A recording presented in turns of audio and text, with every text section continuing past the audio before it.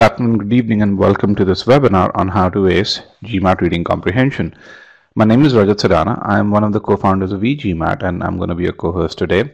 Along with me, I have Payal Tandon, who is the other co-founder of e-GMAT, and she's going to be your main host today. Supporting us during this webinar, we have Shraddha, who's a subject matter expert, as well as Sandeep, who's a GMAT strategy expert. Both of them will support us during this webinar.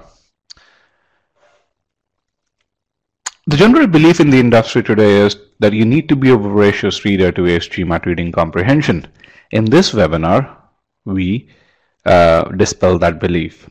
We talk about some key reading strategies which, if you apply diligently, will allow you to take your comprehension to that next level and hence improve your overall performance in GMAT Reading Comprehension. It's a very, very application-based webinar. And to make sure that that you have some foundation with regards to the core concepts that we'll be applying in this webinar, we did send these 2 video lessons on main points your way. If you have not gone through these video lessons, make sure you go through them post this webinar. We also have a few upcoming free webinars. We have a proctored mock test, which we call as a quant workshop, which is tomorrow. In this proctored mock test, we evaluate your quant ability. So we give you your quant score out of 60, and then we tell you if, let's say, our evaluation is that you're at a Q44, which all areas would you need to focus on to get to a Q48, Q49, Q50 or so. We also tell you what are the core skills that you're faltering on, so that if there are areas where you're making repeated mistakes, such as not being able to infer information from the question, or not applying the process, or not applying the constraints, we do give you that feedback. Then next Saturday, we have a free webinar on GMAT sentence correction. It talks about a meaning-based approach on GMAT sentence correction. And it's probably one of our most popular webinars. So if you haven't registered for these ones, please do so. This is a free webinar, and to make sure that we do justice to this group as a whole, we ask this one leading question, which is, when do you plan to take the test? If you have not responded to this one, please do so. So out of the 18 responses that I have over here, 118, I'm sorry, not 18, that I see is that the biggest segment is those who haven't taken a date, presumably who, as of yet, or who have more than 60 days before the GMAT.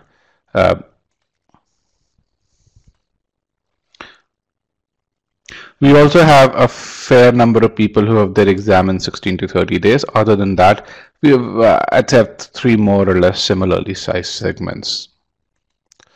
With that, let's go right into the presentation pane. The screen will have changed for you. I'm going to give you guys another 30 seconds or so that depending on your location, we give the system enough time to settle down.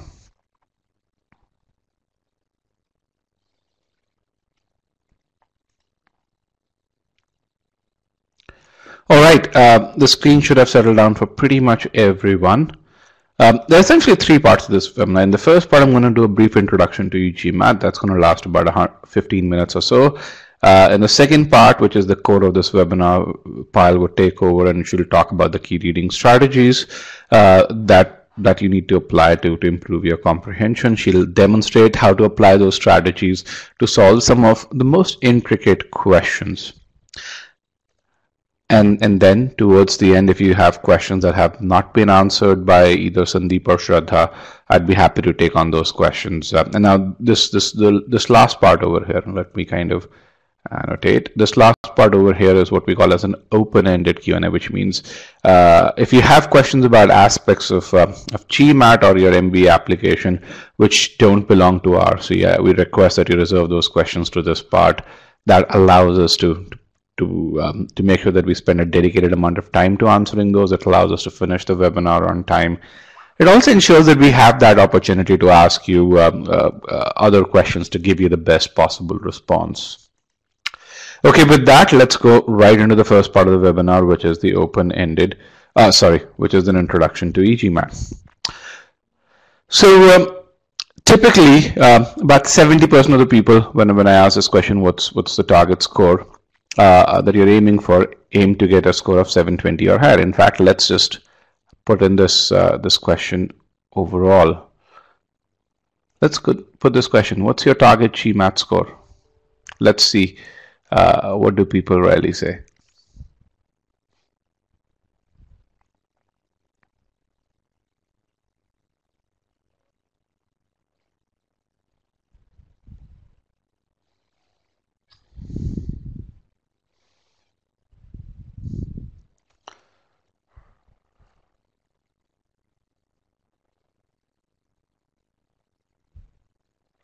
All right.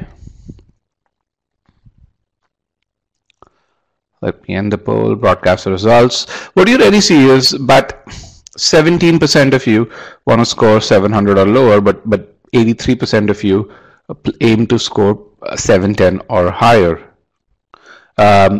So while I'd say about 60% of you want to score 720 or higher, and I like to put that bar at 720 because beyond 720 you can pretty much apply to any top school out there. Fewer than 6% get there, and this is despite the fact that when you look at the median schools, the top B schools, the median scores actually keep on going up. So what is it that people who actually get to these scores do? A good number of them, they work with e-GMAT. Why do I say that? When you look at two stats out there, which is the total number of verified reviews and the total number of success stories being posted, and compare the number of verified reviews posted for e-GMAT to that posted for the other top prep companies, and do the same thing around success stories, you're going to come to a very similar conclusion. More success stories, more verified reviews have been posted for e-GMAT than have been posted for all the other top prep companies combined. Now, what makes our students more successful than students from these other prep companies? If there was one factor that distinguishes us from pretty much every other test prep company out there, it is how we approach your overall GMAT preparation.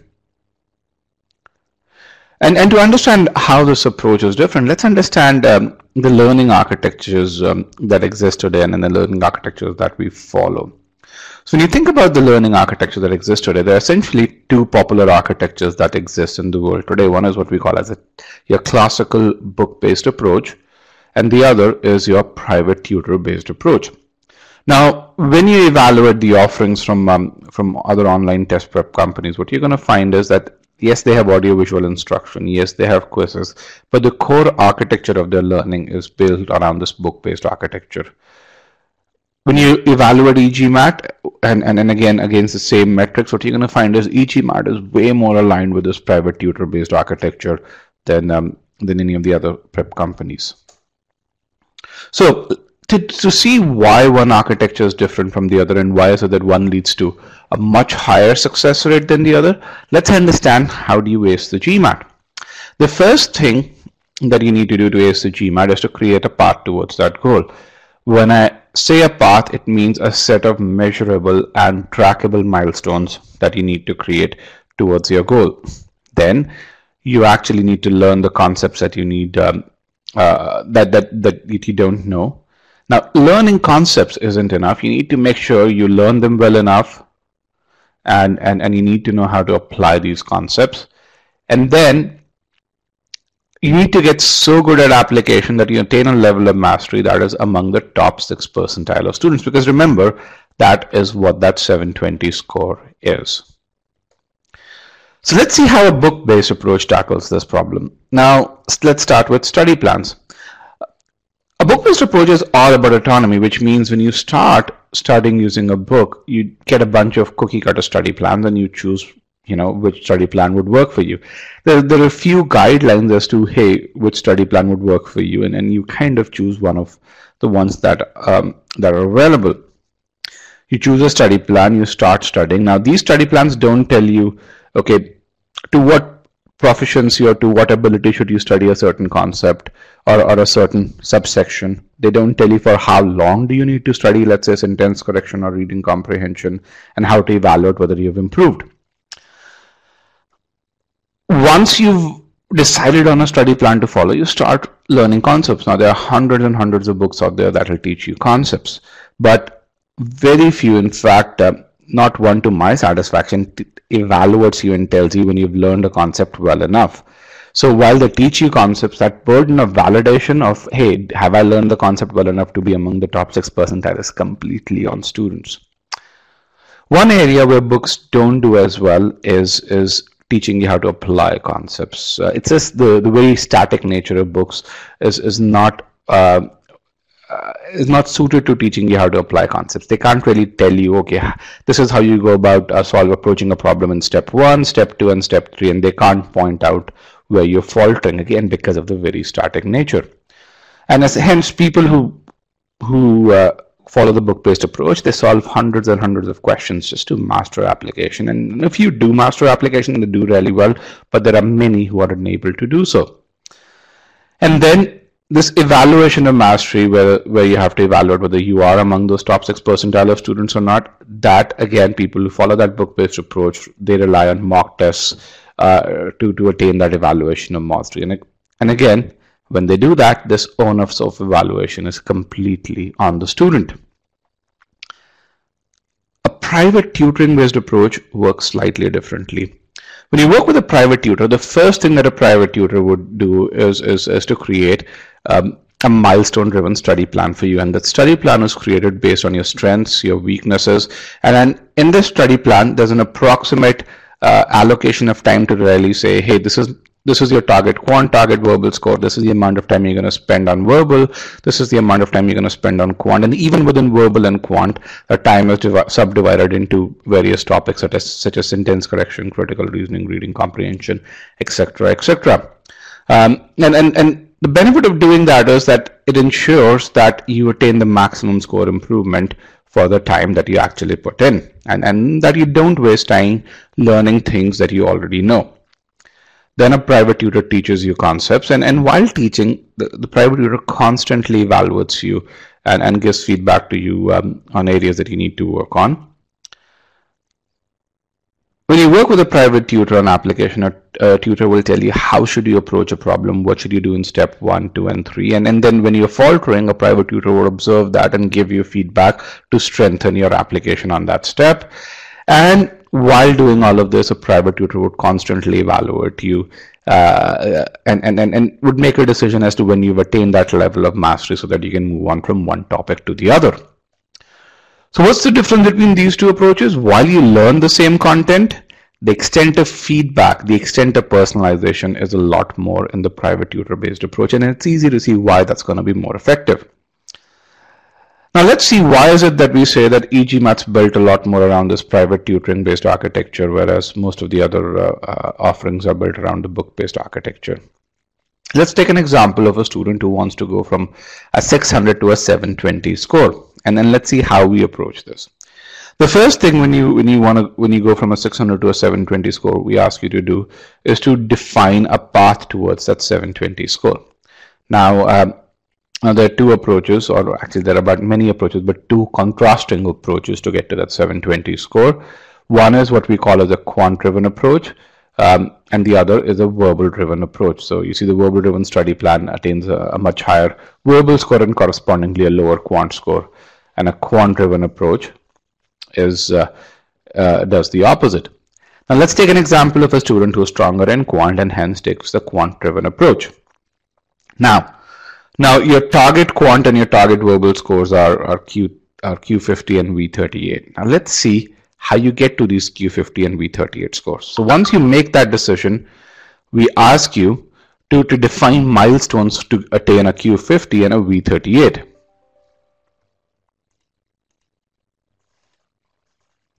So there are many ways to get to a Q50, and for this particular student, he decides that he's going to excel in arithmetic and do really well in algebra geometry. Now he could have done just the opposite, but because the student is better in arithmetic, he chooses this approach. It's the shortest approach to get there. Then similarly, the student decides that he's going to excel in sentence correction, do really well in critical reasoning, and do slightly above average in reading comprehension. Now doing this, or defining these milestones, is really important, because as you define these milestones, what you're also defining is the path towards that that Q50 and V38, you're also defining how much time you need to allocate. I mean, for example, if you follow this approach, you don't need to study reading comprehension all that much. Whereas if you followed an approach in which you had to excel in reading comprehension, you would have spent a lot more time studying RC if your target RC percentile over 90. And again, we build tools that help you do that. One such tool is GMAT Planner. We're very soon releasing a product called Personal Study Plan, which actually will do all of this for you and give you a customized study plan in less than 5 minutes. This is a screenshot of GMAT Planner. You can really see the same information over there. This has one neural network running under it. When we release the PSP tool, or Personalized Study Planner, which is on Wednesday, that tool will have 3 neural networks running in it. So when you do this, your personalized GMAT preparation is not just a black box in which you're studying. It's a set of 5 neatly defined milestones in which you say, hey, I want to go from a starting point in SC to an ending point in SC, and I'm going to spend so much time in doing so. I'm going to go from a starting point in CR to an ending point in CR, and I'm going to spend so much time doing so, etc., etc. So this is just a study plan, but you can really see the extent of personalization that's there. You can see the clarity towards that end goal that is there. Now let's talk about learning concepts. So once you've done this, you have these milestones defined. Let's see how we teach you concepts. Remember, a private tutor teaches you a concept and then evaluates you right then and there. At e-GMAT, we've embodied the same philosophy. We teach you concepts through our video lessons. Now, these video lessons are highly interactive, and we build technology to evaluate you while you're learning the concepts. So each video lesson has built-in questions, built-in quizzes, and we extract that data from those video lessons and not only expose that data to you while you're learning, but also in your dashboard. So you get that evaluation and personalized feedback right then and there, very similar to what a private tutor would do when he is evaluating you. Now, the only difference over here is instead of a subjective evaluation, this is a very objective evaluation. This technology was built by our engineers, and it's something that only GMAT does today.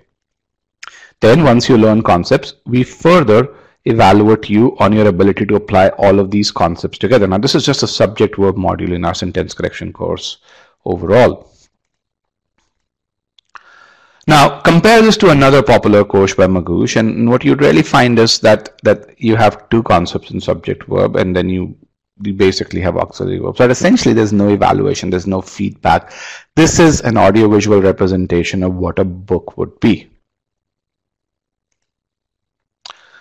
But the next piece is application of concepts. A private tutor, after teaching you concepts, after ensuring that you've learned the concepts well enough, teaches you application. And to do that, we build this entity called an application file. In this entity, we teach you what you do in step 1, step 2, and step 3, and so on and so forth. Then we evaluate you on your ability to apply this, and then we give you a bunch of carefully targeted official questions in which we evaluate you as well. Now, when you compare this to the Magoosh offering, what you're going to find is that there's really no evaluation. There's one quiz which is common to not just subject verb, it's common to auxiliary verbs, pronouns, and so forth. Again, the intent is to give you just practice and not feedback. Now you've learned you have a personalized study plan, you've learned the concepts, you've learned this application. The next piece is to really say, have you learned well enough that you will get to that 720 score?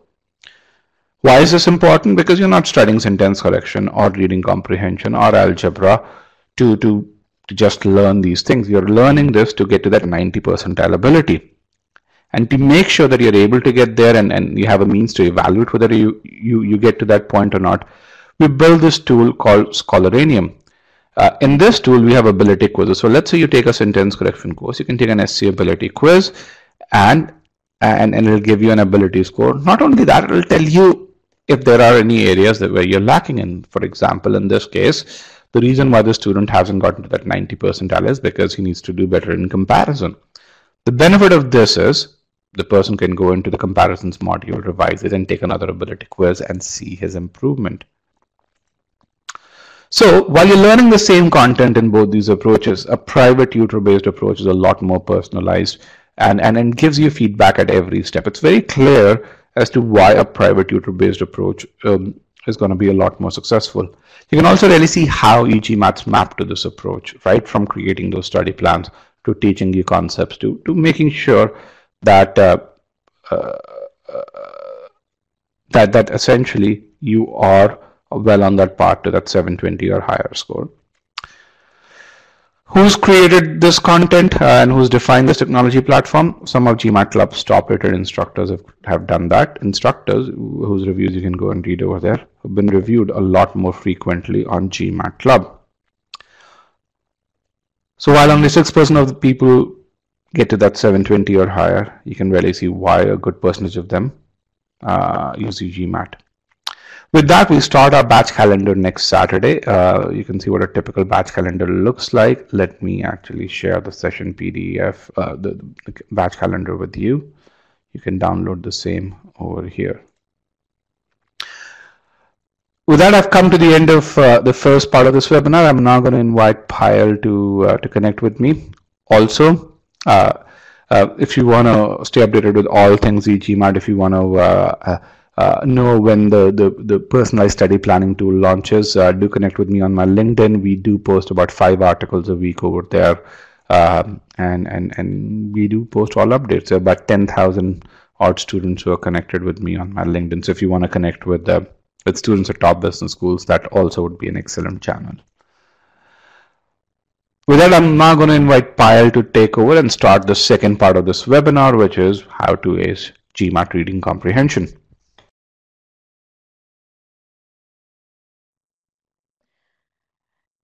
Good morning, good evening, and hello everyone. Welcome to Reading Comprehension webinar, and thank you, Rajat, for that wonderful introduction.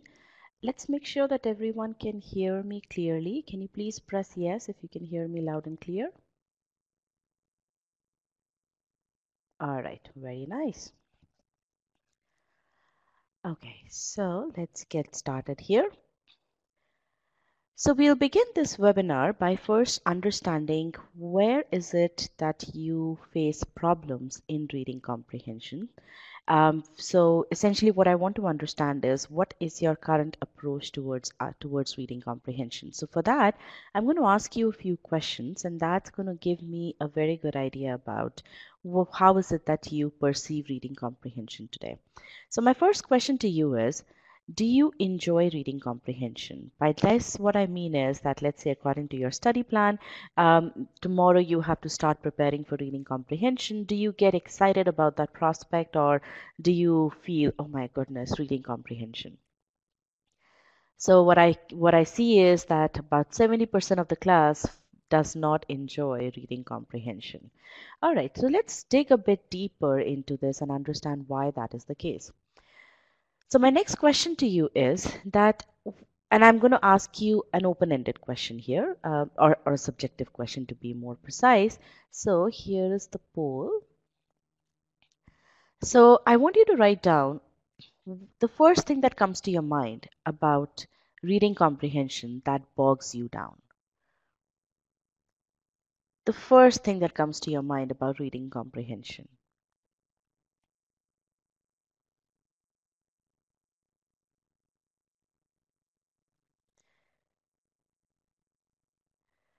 All right, so some very interesting answers. Time crunch, long test with difficult terminology, boring, long passages to read to understand the main point, inference questions, distraction leading to slow reading speed, a lot of reading and can be tiring. So I believe that the first thing that comes to your mind is just the sheer volume or the length of the passage or the amount of text that you have to read.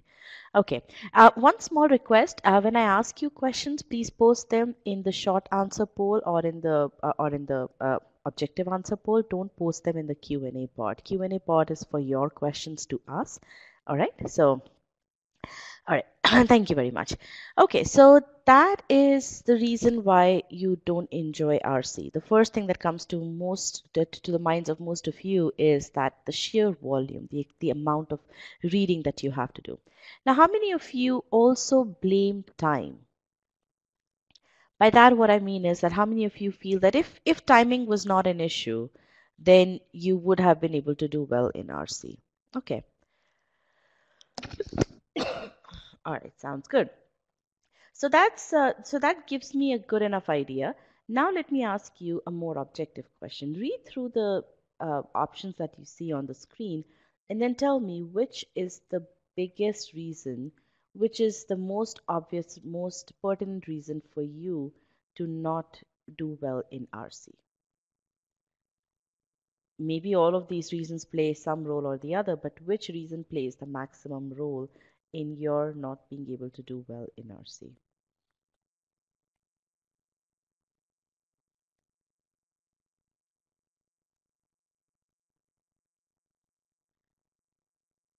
All right, let's get a few more responses here. Okay, let's broadcast the results. So it appears that the most prominent reason is choice one, which is not enough time and reading speed is slow. That is the most prominent reason. After that, passages are too complex and answer choices are very close, go almost pretty close, and then limited familiarity and not enough retention are the laggards here. Okay, and this is a very common theme. The most obvious reason, which again a lot of you said earlier as well, is your reading speed is slow. There's just too much sheer volume of text and not enough time. And then passages are too complex and answer choices are very close.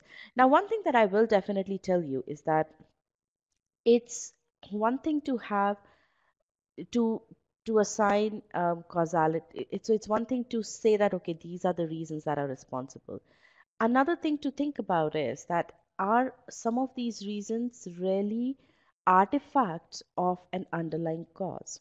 For example, answer choices are very close. Is this an artifact of something else?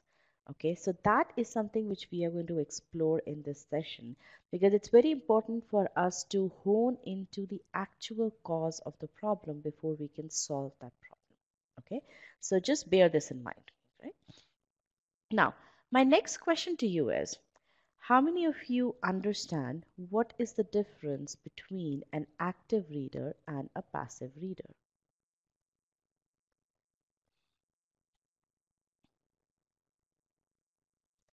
And once I get the responses for this, I'm going to ask you, for those of you, about half of the class understands what's the difference between an active and a passive reader.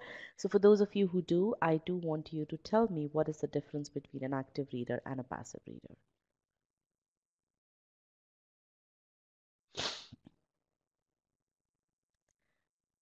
So now write down over here as to what is the difference between an active reader and a passive reader. All right, so great information. Engaged reader versus reading for the sake of reading. Very pertinent. Very good. The passive reader just scans the text, what I do. Thank you for being so honest. Yes. One who engages himself and reads, absolutely right. An active reader completely engages himself while he is reading the passage. Connect the dots. Very good. Active reader thinks while when reading. Active reader understands what they are reading, real understanding and concentration. Absolutely right. Okay. So, very well said. The main difference between an active reader and a passive reader is, in very simplistic terms, as one of you pointed out very rightly, is that an active reader engages while he or she is reading a passage. A passive reader reads just for the sake of reading. So the difference is between reading and comprehending. Okay, just going through the text, skimming through the text is reading. Understanding what that text is saying, connecting the dots, understanding the linkages, that's comprehending. That's what an active reader does. Okay. Now, is this a correct statement? An active reader should not have any problems in acing RC. Is that a true statement? Do you believe in that statement? Oh, okay. Let me rephrase my statement. An active reader should not have any problems in acing GMAT RC. Okay, why are you saying that this is not a true statement? So are you saying that if you are an active reader, you will still have problems in acing GMAT RC?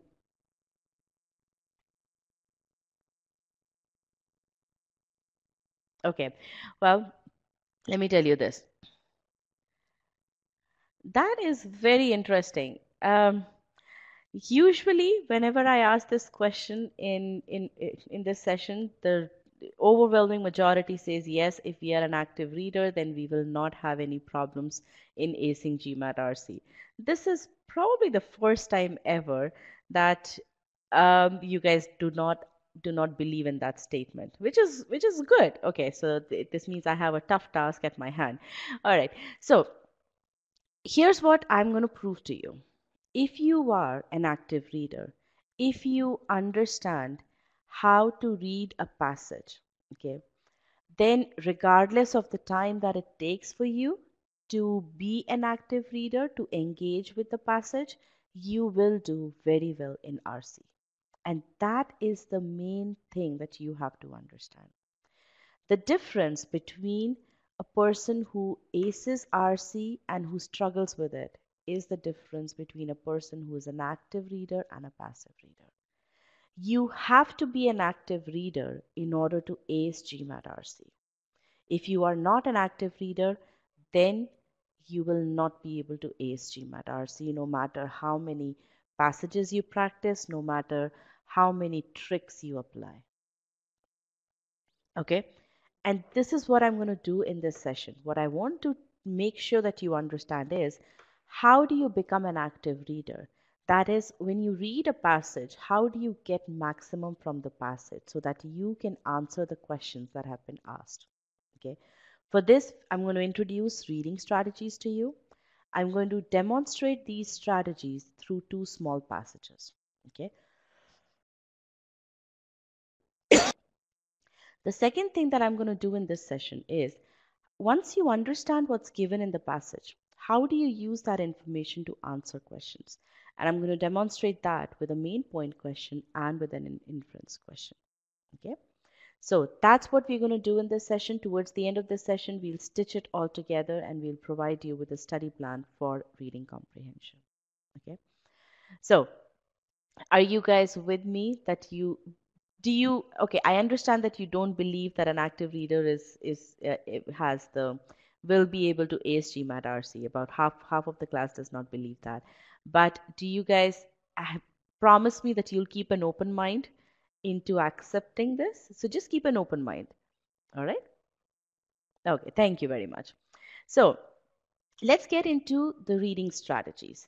Before we go into the strategies themselves, the first thing that I want you to understand is the attitude aspect. Okay. Your journey to acing GMAT RC begins with having the right attitude towards RC. A number of you over here, overwhelming majority, is scared of RC. You consider RC to be a nemesis. That one thing that stops you from getting that V42 or V44 or that 750 score. Okay. So if you really want to get to that 750 score, you need to change the attitude. Okay. And what is the attitude that I'm talking about? What I'm talking about is that you have to get immersed in the passage. Okay. When you see the passage on the screen, at that point in time, nothing else in the world should matter to you. You should not think about anything else except for the information that has been given to you in that passage. Okay. You have to tell yourself at that point in time, if I'm taking the GMAT, then the passage that I see in front of me has the potential to get me at least three questions correct. Okay. Answering those three questions correctly will help me move towards my dream score, will get me closer to the admit to that dream school of mine, and that's scholarship. Don't forget about the scholarship. Okay. That is what should motivate you to be invested in that passage. Okay. You may not be interested in the topic of the passage at all. In fact, you may not have even read about that topic ever before in your life. Okay, and you may not even read about that topic ever again in your life. But in those 10 minutes, okay, and I'm talking about that chunk of 10 minutes from the start to the end, in those 10 minutes, that passage should mean everything in the world to you. That is the attitude that you need to bring in whenever you read an RC passage. Okay, and I really cannot teach you how to get immersed in the passage. My I All I can tell you is you need to get immersed in the passage, and I can explain, and as I've explained to you, why is it that you need to get immersed in the passage. Okay, is this point clear? Yes or no?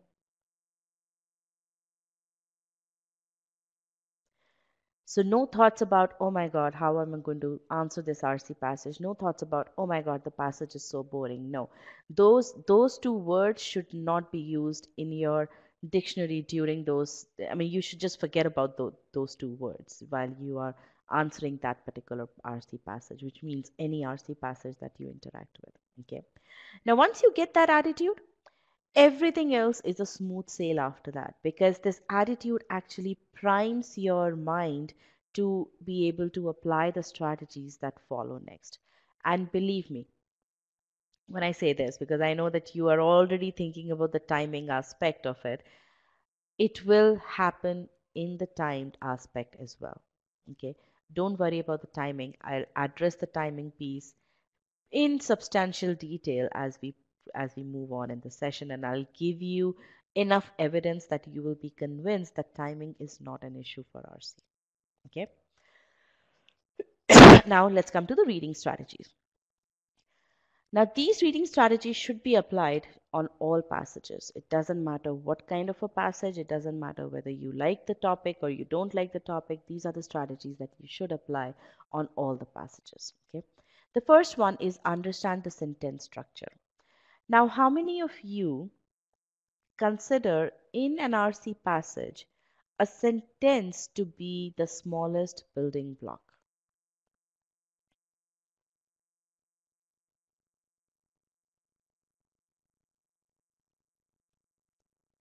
All right, quite a few of you. About, okay, about 65% or 70% of you. Okay. I want you to change that from today onwards. The smallest building block in an RC passage is the same as it is in a sentence in sentence correction. Okay. And I already have a question. Can I spend so much time to analyze each sentence as I do in sentence correction? Definitely you can and you should. Okay. Thank you for asking that question. All right. So the main goal of RC is to make sure that you can understand a very well connected passage, a very well put together passage. Okay. Now, a sentence is, see, there is no defined length of a sentence. It's not that a sentence has to be composed of these many words, right? A sentence that's about 60 words long can very well be split into, let's say, four sentences, or even five sentences, right? So it all depends upon how the author has put together the passage. Okay, so what you have to understand is that you need to consider each idea in the passage as a standalone idea, regardless of how that idea has been utilized in grammatical terms, has been put together in grammatical terms. Now that idea could be a part of a sentence, that idea could be one complete sentence. So the whole thing is that you need to look at the building block of a sentence, of a passage, not as a sentence, but as the ideas that put together that sentence. Okay, and that's why you need to understand sentence structure, and this is what we teach in our master comprehension course, as well as in our sentence correction course, how to apply the sentence structure approach to understand the meaning of the sentence. Okay, the sentence structure approach is very, very critical in understanding the meaning of the sentence. Okay, we apply this method that is called as strategic pausing. That's what we teach in our master comprehension course. Okay, so this is the first and the foremost reading strategy, that do not consider a sentence as a standalone piece. Consider a sentence composed of ideas, and you need to understand the sentence structure in order to understand what is what all ideas have been communicated in that sentence. Okay. The second strategy is predict the thoughts through keywords. By this, what I mean is uh, the author, as I said, an RC passage is a very well put together writing piece. Okay. You can definitely, looking at each and every RC passage, you can tell that the author is a very good writer. Okay.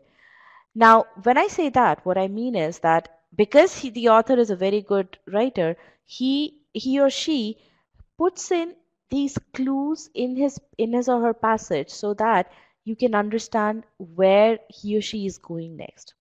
And that part is something which you need to start to incorporate in your reading strategies.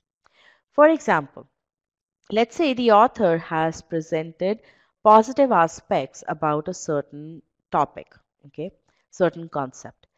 And then he says, having said that, now before you read what comes after having said that, I want you to predict what is it that the author will say. So tell me, the author has presented certain positive aspects about a concept. Now he says, having said that, and I want you to pause there and I want you to tell me what is it that the author will present next. Absolutely right. He'll present certain negative aspects, right? So that is something which you need to now start to do. Okay, you need to start doing this. Why? Because this helps you stay connected with the passage. The biggest problem today is that when you're reading the passage, you feel very disconnected from the passage. Okay. But if you start to apply reading strategy number 2, you almost start to get in that conversation with the author. Okay. In a conversation, both the parties are talking. Now, your mere action of predicting what the author is going to say next can be construed as you saying, okay, now you're going to present to me negatives, and then the author says, okay, yes, I'm going to and these are the negative parts. Okay, so you almost get in that conversation with the author, and that really aids in your understanding of the passage. Okay, so this is point number 2, that you predict the thoughts through keywords. Now, some of you may say, why should I even spend the time in predicting when I already know what the author when the author has already given me stuff, and I know that that there is information right there? And that's a good question. The reason, again, is that such prediction such predictive reading actually helps you in staying connected with the author. At the same time, it makes sure that whatever you are reading sticks in your mind, because you already know that the author is going to present those negative points. So you are ready to accept that information. When you start to read that information, you are no longer thinking, okay, what is the author going to say? You're already prepared for that new set of information. Okay, that is the magic which predicting the thoughts through keywords can do.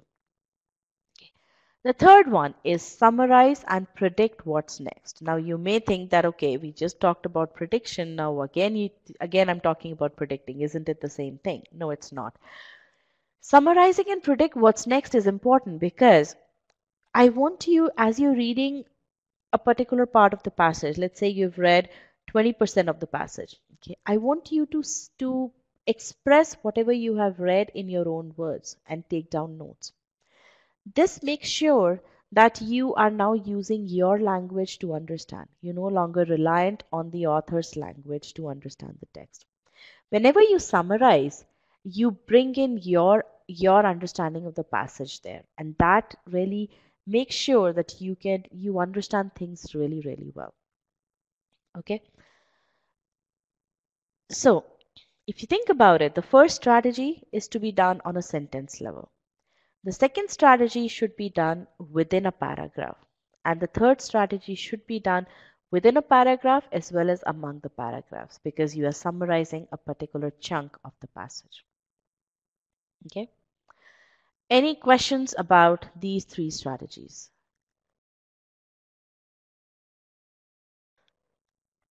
Just these 3 strategies. Any questions about them?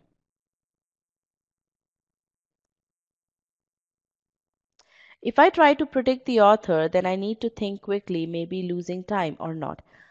Again, my request to you is, this becomes time consuming. Okay, good.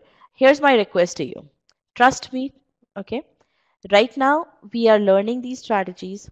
I am telling you that all these strategies have been utilized by more than 30,000 students, and they have been successful. Okay, these strategies are time tested.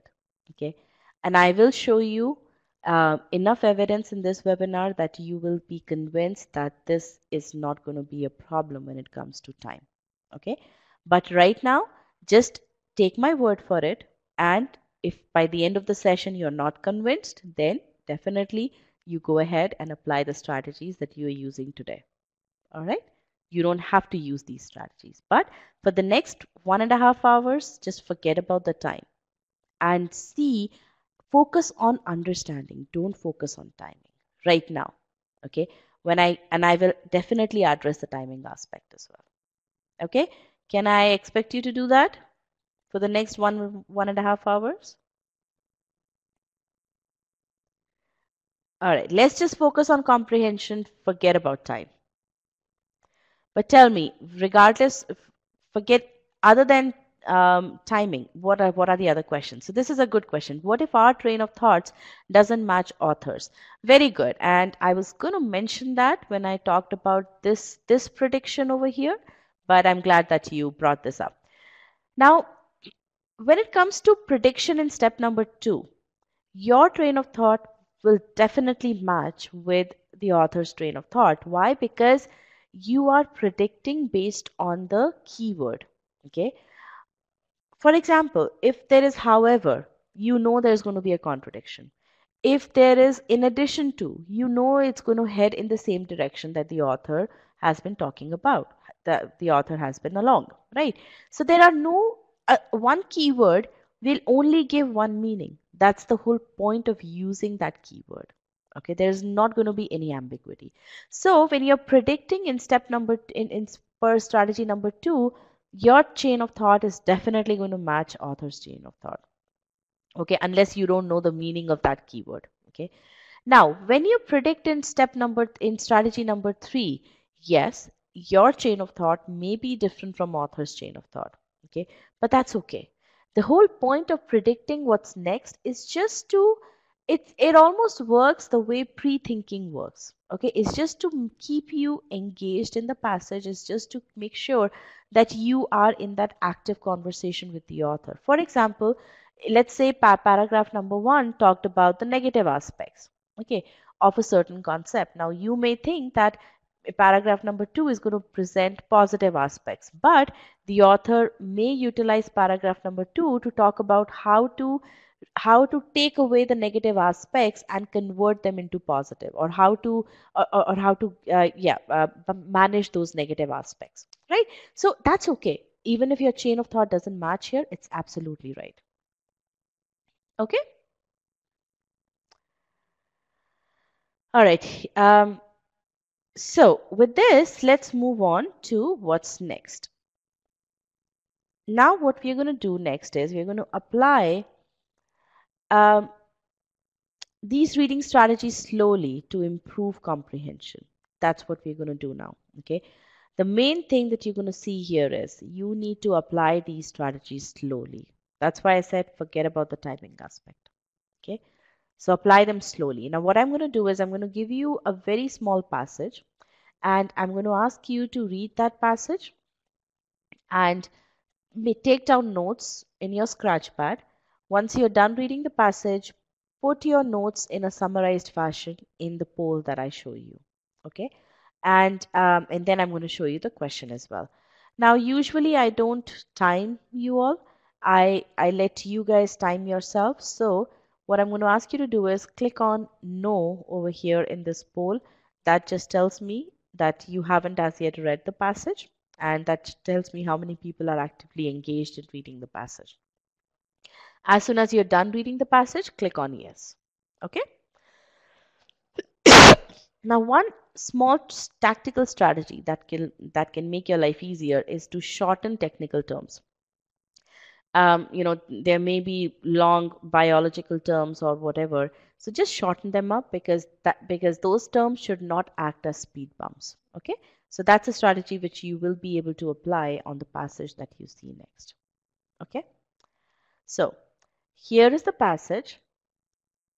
When you're done, when you click on yes, but when about 60% of the class has clicked on yes, I will show you the question. Okay. And here is where I want you to put in your notes.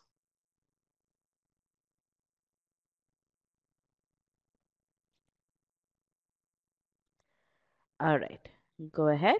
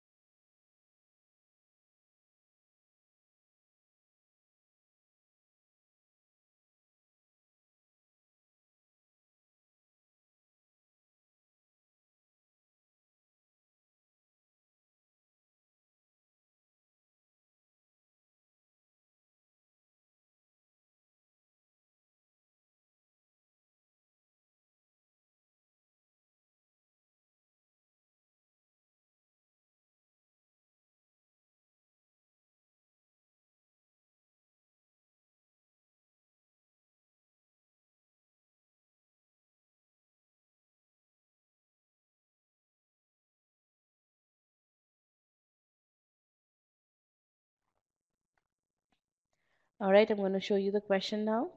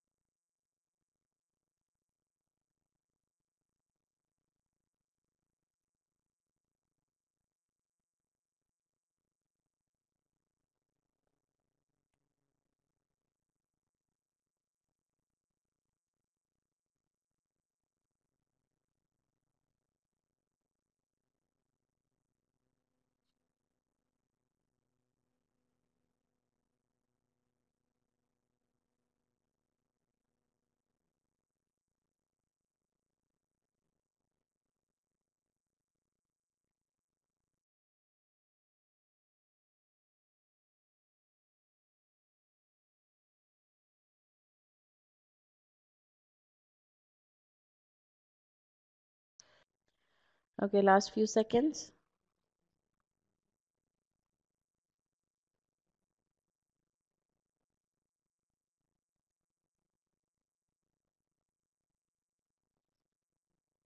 All right.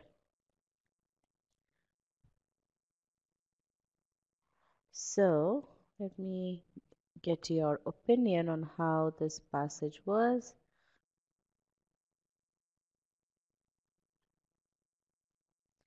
So tell me, how was your experience in answering this question?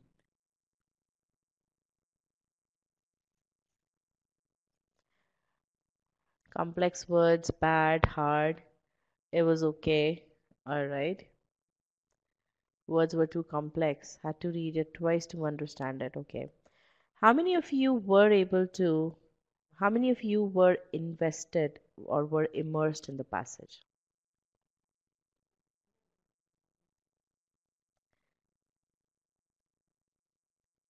Okay, good. I'm glad to see that I'm seeing some no's here, which is nice. I mean, you're being honest about whether you were immersed in the passage or not. So good. All right. Uh, Now, how many of you applied the reading strategies?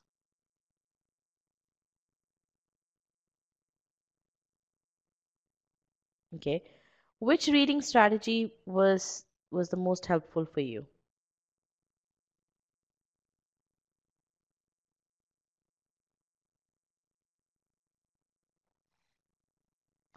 Sentence structure, okay. Second one, all right, which is to understand the keywords. Okay, all right. Sounds good. Now, let me talk about the correct answer here. So, choice D is the correct answer. So, 46% of the class got the question correct. Um, so, this definitely qualifies for a hard question. This is a hard question, as is evident from the performance of from the answer choices that you've selected. And choice A, not too many people have selected, but B and C were pretty close contenders. So the fact that I see a number of you have selected B and C means that you weren't able to absorb everything from the passage. Okay. So what I'm going to do is I am going to first read the passage the way I would read any passage. Okay. And then we're going to go into the answer choice analysis. And what I'm going to show you is that the answer choices are not really close. Okay. So let's go through the passage itself. Now I have a question. The text was too small to use all the strategies. All right. Thank you for that comment. And let's go through the, so as we go through the passage, we'll be able to see how many strategies I'm able to apply here. Okay. Now, does GMAT give this level of tough passage? Oh, definitely yes. This is not outside of what the GMAT will give you. All right. Um, let's go to understand the passage. Now, what I want you to do over here is follow along as I'm talking and I will be asking you questions as well. So make sure that you respond to those using either the yes no poll or the short answer poll. Okay. All right, let's go through this. Bordering on the extreme, one definition of ethnocentrism. I'm going to pause here. Okay. Even though this is not a complete sentence, there's no comma, nothing, but I just want to pause here because I want to absorb whatever I've read so far. So, bordering on the extreme, one definition of ethnocentrism. What is the purpose of bordering on the extreme? What is it talking about?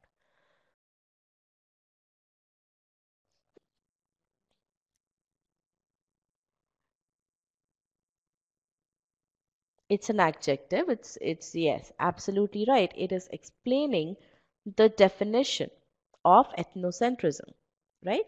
And what it's talking about, I see a number of good responses here.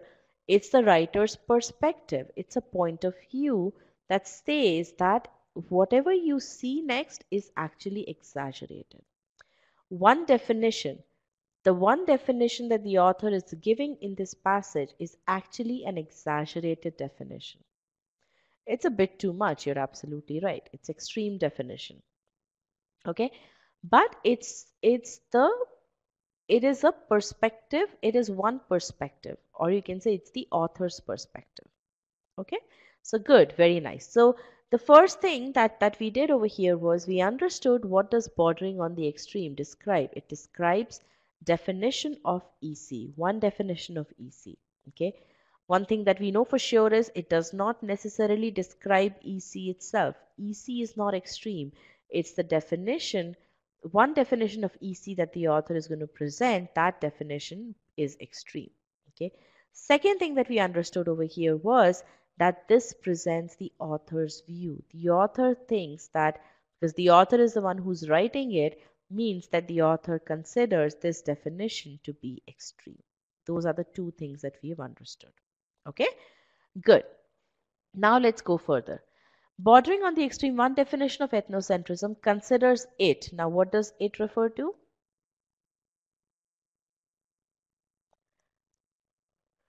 it refers to EC. So considers EC, which means that this part is now going to give me the definition of EC. Okay, considers EC a schematic in-group, out-group differentiation in which.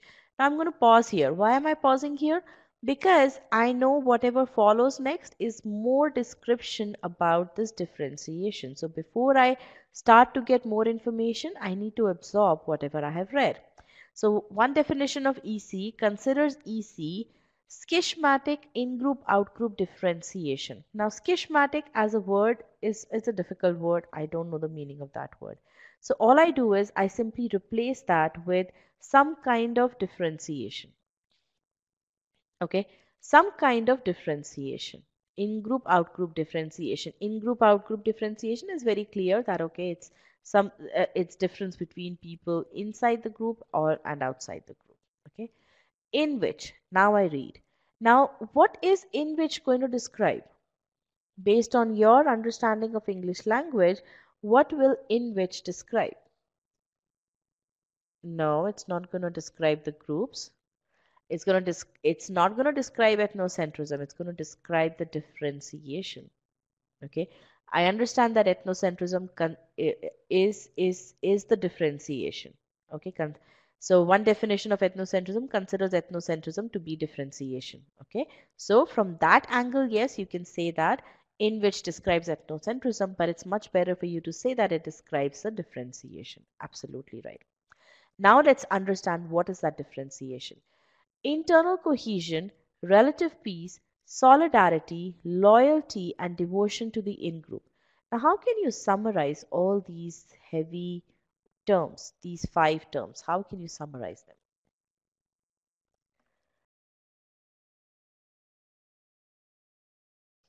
It's a list, but how can you summarize that? Positive, absolutely right. These are positive feelings towards the in-group. Absolutely right. These are positive feelings towards the in-group. Right? So what you say is in which positive emotions or positive feelings for your own people towards the in-group are correlated. These positive emotions are linked with a state of hostility, hatred for outside people. Okay.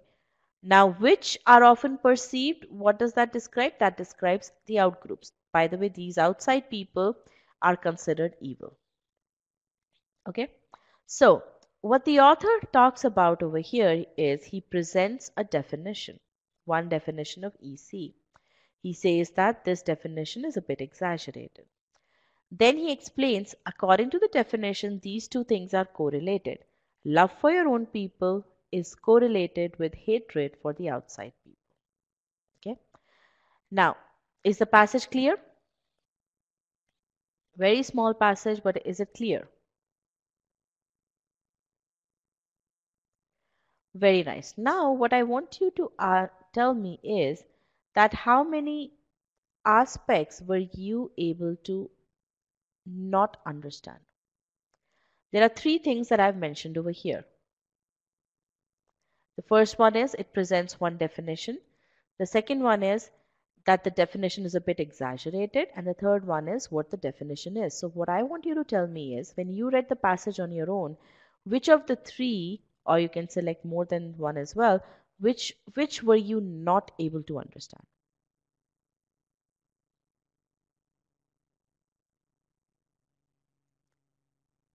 Because this is the key piece that I want you to make a note of. Because ultimately, how well you are applying the strategies is indicated by how well you are able to get the key points from the passage. Now, the key points from this passage are these 3 aspects. So, at the end of every passage, after you are done reading the passage and you're done answering the questions, this kind of analysis is very, very important. That how many of the key aspects were you able to get? So, let's take a look at what you've responded. So almost everyone was able to get that it presents one definition of EC. And if you think about it, this is absolutely stated very clearly in the passage. It's given in the passage, one definition. Okay, so it's not a surprise to me that almost everyone was able to get that. Okay, so good. You can read what's given to you. The second thing indicates that the definition is a bit exaggerated. Majority of the class was not able to get that when you read the passage on your own. And if you think about it, that's an inference that you have to draw. Okay, and that's where the comprehension comes about. Okay, when you just read bordering on the extreme as 4 words, and not take them further, okay, and not get into the depth of those 4 words, you are simply reading. You are being a passive reader. But when you understand the intent of that part and you draw that this inference that this is a view of the author, and according to the author the definition that he is presenting is actually exaggerated, that's when you start to become an active reader. Okay, so I want you to make a very key note of this aspect, that when you are studying on your own, make sure that you review the passage analysis in detail and that you're critical of what you have understood. Okay, being critical is very important here. Okay, so if you were not able to understand that this inference had to be drawn, that means you are not as yet an active reader. Okay, you're not as engaged in the passage as you should be. Now let's come to point number 3. Per the definition following are correlated. Now about 40% of the class could not get that one. Now frankly, this was the skill of summarizing. This information is given in the passage very clearly, but you had to summarize it in your own words. This is what I mean by summarizing in your own words. Okay, you're taking the vocabulary of you're taking what the thoughts of the author, but you're giving it your own language because you understand your language a lot better than the author's language. Okay, that's a skill of summarizing. Okay, so I want you all, based on what points you were able to get and what points you were not able to get, to take this feedback that these are the skills that you need to build. Okay, and these, you will not be able to draw such inferences, you will not be able to summarize the information in this manner if you are reading the passage fast. You will not be able to do that, no matter how um, you have to read the passage slowly in order to do these kinds of analysis. Okay, now let's see how this plays into answering the question. I'm going to bring the question poll here. The first one was to criticize a concept, and not many of you selected that one. There is no criticism happening here at all. In the 3 points that we summarized, there was not even a single mention of criticism. Okay, let's come to the second one. To evaluate the concept of ethnocentrism while enlisting its various features. Now, when you evaluate, what do you do?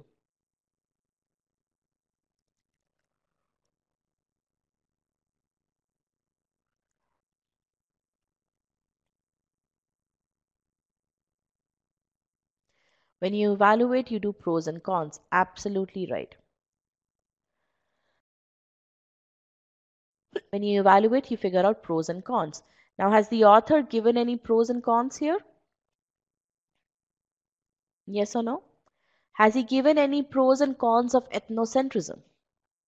No. So people who selected choice B selected it because you saw certain positive and negative aspects listed there, but those positives and negatives were not of the ethnocentrism. They were part of the definition of ethnocentrism. It wasn't that ethnocentrism has this positive feature and ethnocentrism has this negative feature. No. The positive and the negative aspect was there embedded in the definition of ethnocentrism. That's why people who selected choice B were not engaged in the passage. They were just skimming through the passage and they saw positives, negatives, and they thought, oh, that actually fits the bill with evaluate. Okay. Now I have another question over here. How about regarding choice A? And that's a good question because the How about terming it extreme? Isn't that criticism? Now, this is where it gets very interesting. Bordering on the extreme is it's saying that the author is saying that the definition of EC is extreme. The author is not saying that ethnocentrism itself is extreme. Now, when you read choice A, it says to criticize a concept.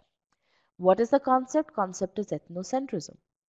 Now, according to the passage, the ethnocentrism is not extreme. It's the definition of ethnocentrism. That one definition of ethnocentrism that is extreme. Okay, so that's why you can't use this logic. Okay, now coming back to the evaluation piece, how many of you, the 22 of you who selected evaluate as the answer, choice B as the answer, how many of you selected choice B as the answer because you saw certain positive aspects and certain negative aspects in the passage, certain positive terms and certain negative terms? Okay, almost all of you. Okay, so I want you all to take this feedback that you were not immersed in the passage. You were still on the surface of the passage. You just saw certain positive and negative terms, and that's why you selected evaluate as the answer. Now, as question creators, as content creators, I can tell you this, that these are the aspects that we use in order to create such answer choices. We bank on you to be, we bank on the student to be on the surface. That's why we create choices such as B. So the artifact of this is whenever you think that the answer choices are very close, most likely you have not understood the passage well. That's an artifact. The answer choices are never close. There's a very clear-cut distinction between answer choices.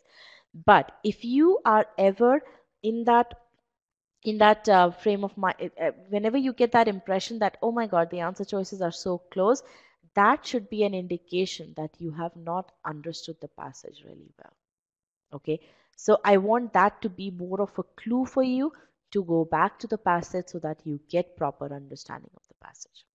Is this point clear? Yes or no?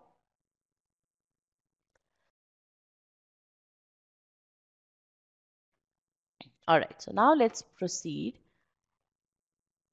to the next one. Next choice was also a pretty popular choice, to define the concept of ethnocentrism, which leads to hierarchy among social groups. Now tell me one thing. Put yourself in the shoes of the author. If you were to define a certain concept, will you just present an extreme definition? If your purpose is to define a certain concept, will you only present an extreme definition? No, you will not. The same way, choice C, along the same lines, choice C cannot be the answer. So for main point questions, a very important uh, strategy is to you yourself to take the role of the author and think about it, and utilize that in your own sphere of work, and think, okay, if I were to define the concept, would I use would I only use the exaggerated definition? And your answer is going to be no. Okay. um, Now, you can definitely, let's come to the correct answer choice. The correct answer choice says that to introduce the concept of ethnocentrism by presenting a view on it. Okay. Now, this is fine. You can definitely introduce the concept with an exaggerated definition. And over here, the author is also saying by presenting a view on it. What is that a view? That view is that this definition is extreme. So choice D encapsulates the entire intent of the passage. Okay. Now, what could be the possible reason that the student chose D first, but then changed the answer to C? One possible reason is that you did not understand the whole aspect of exaggerated view. So that as you were not able to draw that inference. The second thing could be that define over here is a very catchy word. The author, the test maker is actually has actually utilized define word here very, very tactfully, because definition as a word is present in the passage. So that's why students may get more attracted towards choice C. But choice C is wrong for the reason that we have just explained. Okay? Choice C is not out of scope. I mean, I don't believe you can say that choice B is out of scope. I mean, you're not really presenting a good enough reason by simply saying that choice C is out of scope. Okay, you have to present that. Okay, why do you think that the author is not defining the concept? And there you have to reason it that okay, he's presenting an exaggerated definition, so that cannot be his purpose. His purpose cannot be to define the concept by presenting an exaggerated view. Okay. Okay, now another thing, it's very important. I'm so glad that you are so forthcoming over here in telling me when you switched between answer choices. Whenever you're switching between answer choices, that's another clue that you don't have as good an understanding of the passage as you should have. Okay, because again, believe me, if you and these things should be used as tracking metrics as you are solving passages. As I said earlier, if you feel that the answer choices are close, that's an indication that you haven't understood the passage. If you feel that you're going back and forth between the answer choices, it means that you are not it means that you are not really sure about everything in the passage, so you are not able to confidently reject an answer choice. Okay, if you have a good understanding of the passage, then you should be able to reject each and every answer choice on at least one solid ground, if not more. Okay, so that's why you need to, these are the metrics these are indications as you solve questions that you should utilize so that you understand where you're faltering. Okay. Now, a very interesting point. So there's a student who rejected choice C based on it being out of scope. So, okay, so you rejected choice C based on the mention of hierarchy. Okay, you're absolutely right. Hierarchy among social groups has not been discussed, so you can reject the answer choice based on that ground as well. So good. All right. All right. So with this, we've come to the end of first passage. Now, this was a difficult passage. I will definitely say that to you. It was a difficult passage. But I want to make sure that all of you are on the same page. Okay, I don't want any of you to get disappointed here. If you answered the question correctly for the right reasons, then good, the strategies are working. Don't worry about timing just yet. If you made a mistake, but you still understood what was going on in the paragraph, then the strategies have started to work for you. Okay. If you had no idea as to what was going on, don't worry. Read slowly. Don't worry, it's just English language. Okay. You need to work on getting immersed. Okay. Trust the author and pause more often. Okay.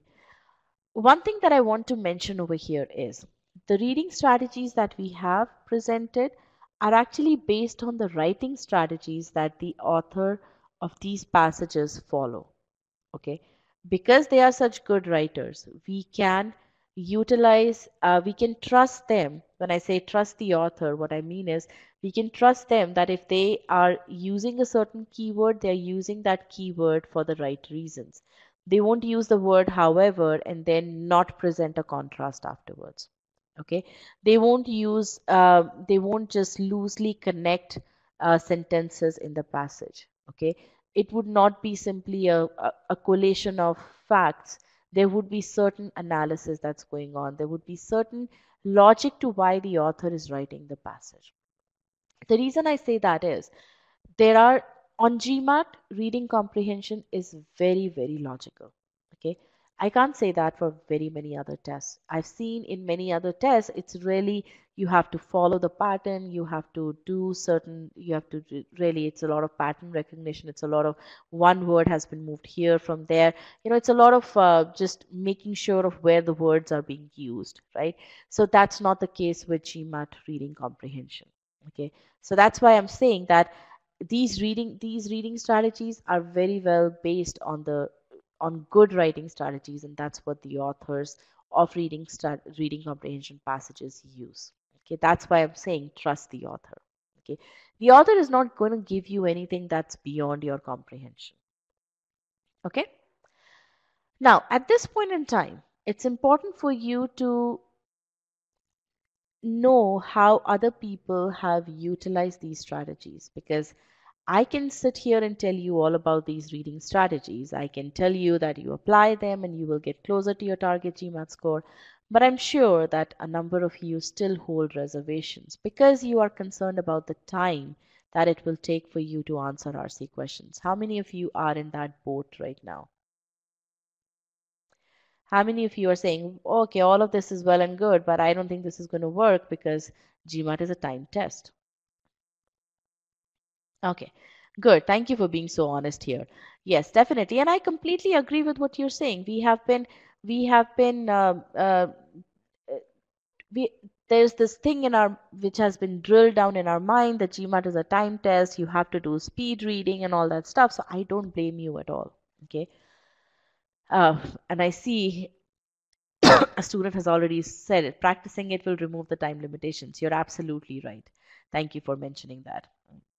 Okay, I see another student. I take long to solve SC2, so a long passage seems long. You're absolutely right. You will take time. So again, let me share the story with you, okay, and then I'm going to follow it up with my analysis. So here is an interview with Nishant.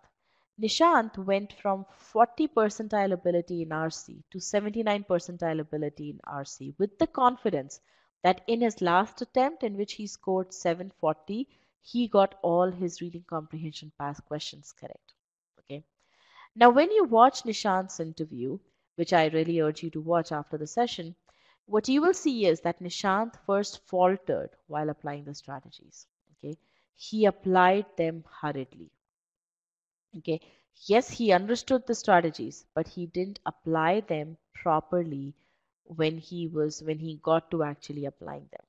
He would read a passage in 2 minutes, so he would apply the reading strategies, but not slowly. He would do them fast, which again is counterproductive. You can't apply these strategies in a fast manner. Okay, so he would read the passage in 2 minutes and then he would jump to solving questions. And then he would have to reread the passage to answer the questions. And accordingly, he faltered. Now, despite quote unquote applying the strategies, he was still taking a minute and a half to 2 minutes per question, and he was not able to answer the questions with the right kind of accuracy. He felt that his understanding of the passage was not sound enough to help him answer the questions. And that is when, after hearing from another successful e-GMATer, he started applying the strategies slowly, something that I've been talking about since the very beginning of this session. What he learned the hard way was that reading strategies are a means to the end. So there is no point in rushing through applying these strategies if the end goal is not being met. And once he changed his mindset and once he gave himself good 4 minutes to read a passage, he was able to answer questions in less than 30 seconds each. That was the level of his confidence, and that's the power of comprehension. And that's something which I want to make sure that you apply. Okay? If you see that the main thing over here is that if you don't okay, do you guys understand that if you don't comprehend the passage, you will not be able to answer the questions? Is that correct? There's no two opinions about it. If you can't understand, you can't answer the passage, answer the questions. Okay. The second thing is, To understand, now what I'm telling you is, for you to understand the passage properly, the only thing you can do is read the passage slowly. Okay, combine these two things, you should be able to solve RC questions in a very precise manner, effectively and efficiently. Okay.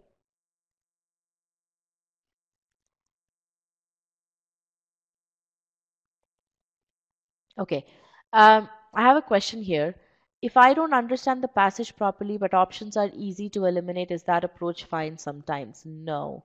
If you don't understand the passage properly, the options will not be easy to eliminate. Now, it could be the case that in an easy passage, the options are easy to eliminate, but that's what makes the passage easy, right?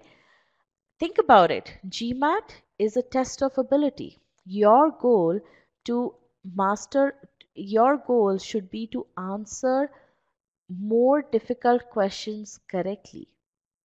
Okay, because if you are not able to answer difficult questions correctly, then you will not be able to score higher in GMAT, because GMAT is a test of ability. It's not the test of how many questions you get correct. It's the matter of how many difficult questions you get correct. Okay, so this case is not going to happen, and I can use absolute terms here. If you don't understand the passage, then in a difficult passage you will not be able to eliminate answer choices that are easy to eliminate. No, that scenario will not happen. Okay. um, I see another question. I agree with the strategies, good, but I read the passage, but when I read the passage, these strategies don't come naturally. Okay. Now this is where I want to ask you something. So it's good that you're talking about this. Uh, Tell me about a skill. Okay, so I'm going to answer that question after I take up this question. Then elimination is not a scenario. No, definitely elimination is a scenario when you are going. What I'm saying is that if you don't understand the passage, you really cannot eliminate answer choices easily. Okay, but if you understand the passage, you definitely need to eliminate answer choices. For you to select the correct answer choice, you have to make sure that the correct answer choice has no incorrect element in it. It has to be completely correct, it cannot be partially correct.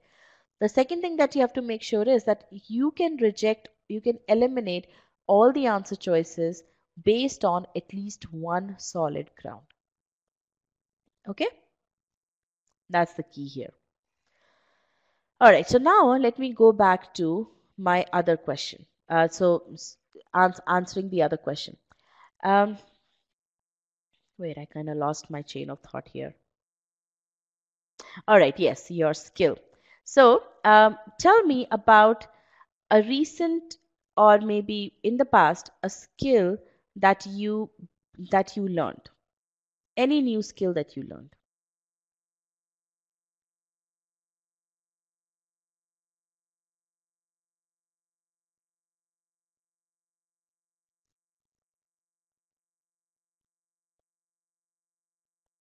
Not regarding GMAT, anything.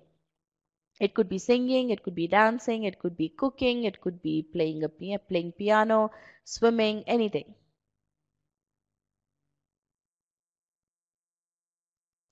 All right, playing a guitar, dancing, music instrument, running 8 kilometers, playing squash, good, learning German. Okay, now let me ask you this. When you started learning this skill of yours, were you good at it right from the get-go? Yes or no? Were you good at it right from the get-go? You were not. Okay. Did you tell yourself, oh my God, I can't do this so why am I not good enough? I can't do this so I can't run 8 kilometers in the amount of time that the experts can, so I can't learn this skill. You didn't say that to yourself. You gave yourself enough time. You set small milestones for you, achievable milestones for yourself, so that you can get to that target. You can learn that skill. That's the exact same thing that you need to apply over here. Comprehending, actively reading is a skill that you have to build. Okay, that's a skill that you have to build for RC. Understanding sentence structure is a skill that you build for sentence correction. That's why once you do sentence correction, RC becomes easier because you already know how to read a sentence. Now in RC, you have to apply those other reading strategies that come on the paragraph level. Okay. That's why I usually recommend my students to first go through master comprehension course, then go through SC and then start RC. Okay. So point being, you have to consider this as a skill and not as something which you just heard about and expect yourself to do really well the next second. No. Okay. Is this point clear? That consider active reading as a skill. Give yourself time for it. Utilize the right resources for it. Okay. When you started to learn how to run for 8 kilometers or how to play a guitar, you utilize the right resources, you utilize the right kind of strategies, right? That's the same thing that you have to do over here as well. Okay. All right. So now that being said, are you ready to try another passage? And in fact, I do want to thank the student over here. It is clear that it's better to invest more time reading and understand the passage than to reread and lose time. You're absolutely right. Okay. And that's the beauty of reading the passage slowly. In a sense, all we are doing is, okay, this was the stuff that I was going to do towards later, but let me just talk about it right now. So let's say this is the spectrum of your time. Okay. What happens today is that this is the amount of time that you spend in reading. Then this is the amount of time that you spend in answering question number 1, question number 2, question number 3, question number 4. Okay. You're spending about 2 minutes to answer each of these questions. Okay. 1 to 2 minutes. Now, what I am telling you is with the new strategies, with these reading strategies, you will take less time overall, or you may even take same amount of time. Let's say that you're taking same amount of time. What you're doing is you are spending more time upfront in reading the question. Okay. In fact, I would actually, yeah, so yeah, you're spending more time upfront, maybe this much more time upfront in reading the passage properly. And now, because you've read the passage so well, you don't even have to spend that much time on each question. There is no back and forth required. There's nothing of that sort required. And that's why you you're just redistributing the time. That's the beauty of this whole thing. You're not essentially taking more time in solving an RC passage question combo. You are simply taking more time to read the passage and you are redistributing your time. That's what happened with Nishant. Whereas earlier, he used to take 1.5 to 2 minutes to solve each question with a poor accuracy. Once he started to apply these strategies, he was able to solve each question in less than 30 seconds. So simply redistribution of time. Okay? All right. So now let's move on to our next passage. We'll follow the same thing. So can you please click on no over here?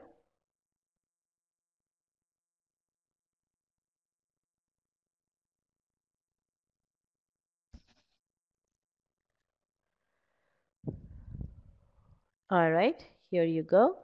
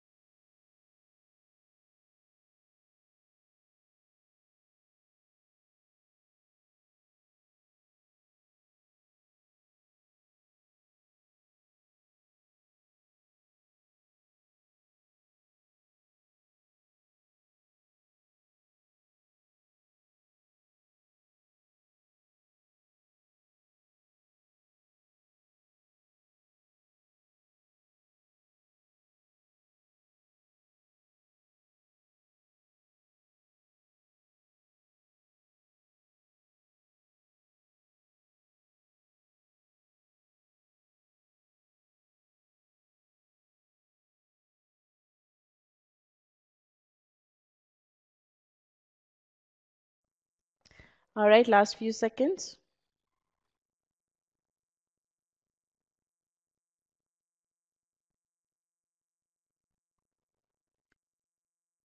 Okay, I'm going to end the poll now.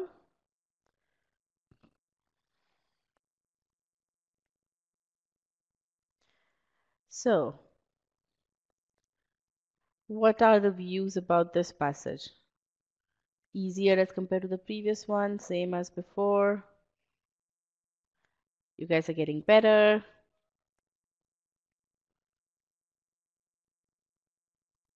Same, easier, difficult wording, easy question, felt slightly better.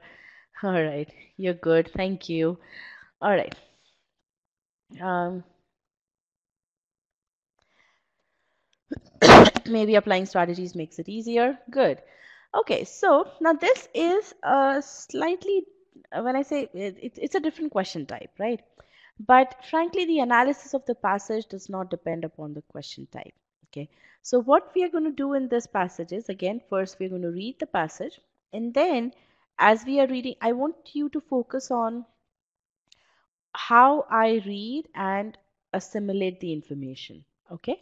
And then after we are done understanding the passage, I'm going to show you the question again so that now you can, and I'm going to give you another chance to answer the question. Okay. And we'll see if something changes there. Okay. So, but right now we're just going to go through the same thing. Now, before we go into the passage, I want you to read this small sentence. The author says the color blue is considered to have a soothing effect on the moods of people. Now, what can you infer from this statement? Select yes if you can infer one, select no if you infer two.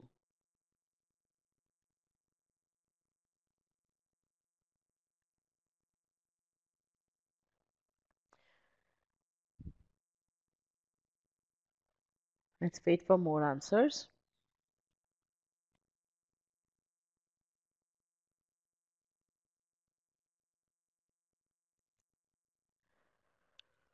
All right. Some people regard the color blue as soothing.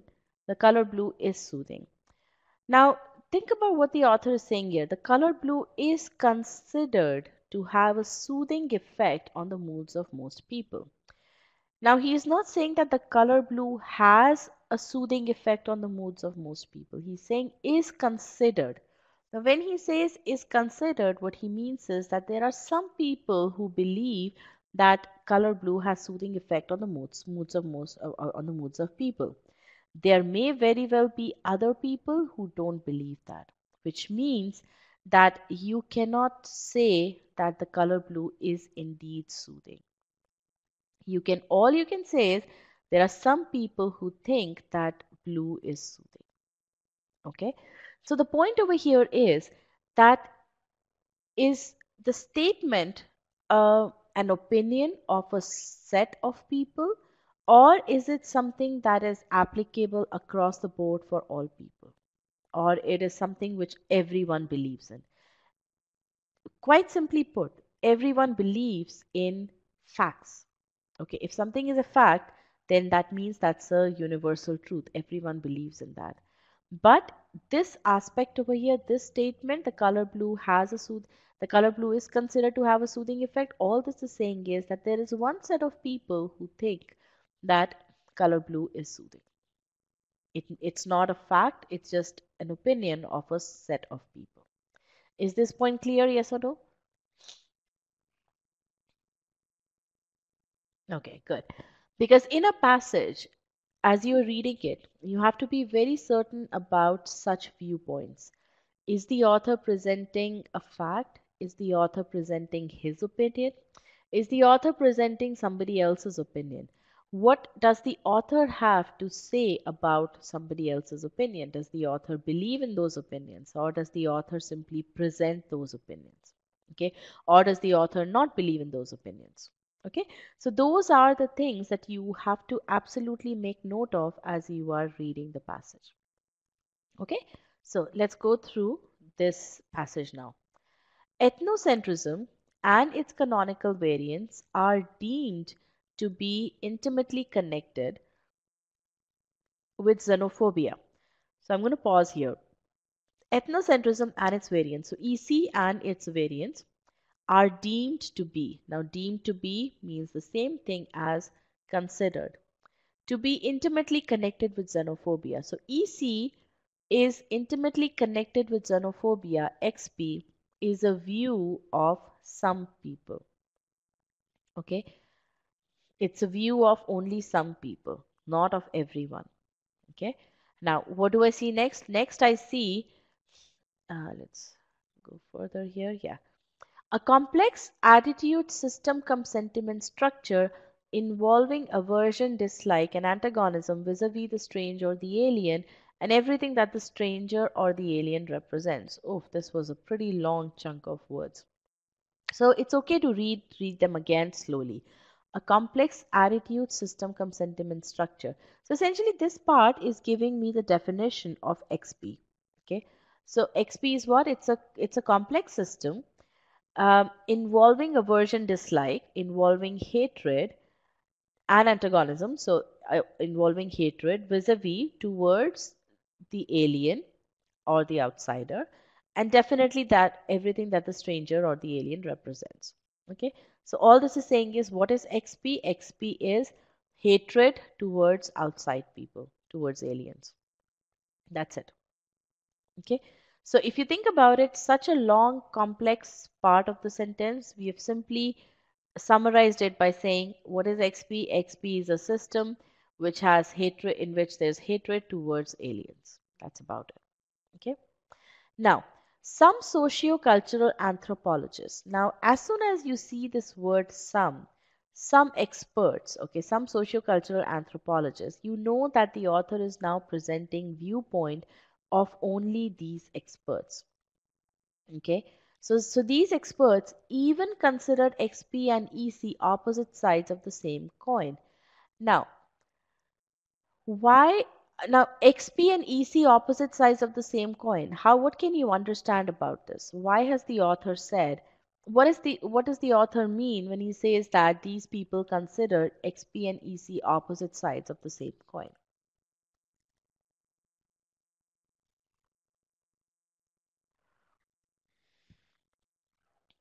Connected, right?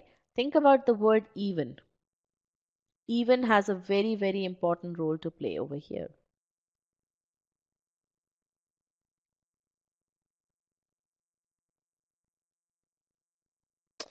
Okay.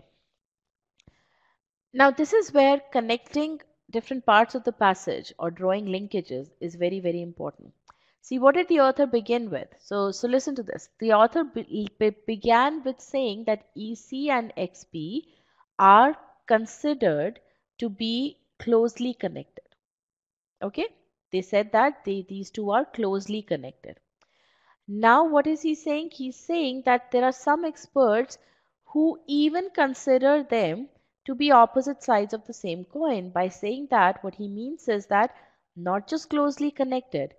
What he means to, there are some experts who think that if one exists, the other has to exist. Remember, opposite sides of the same coin, the, the relevance of that is in terms of being connected to each other.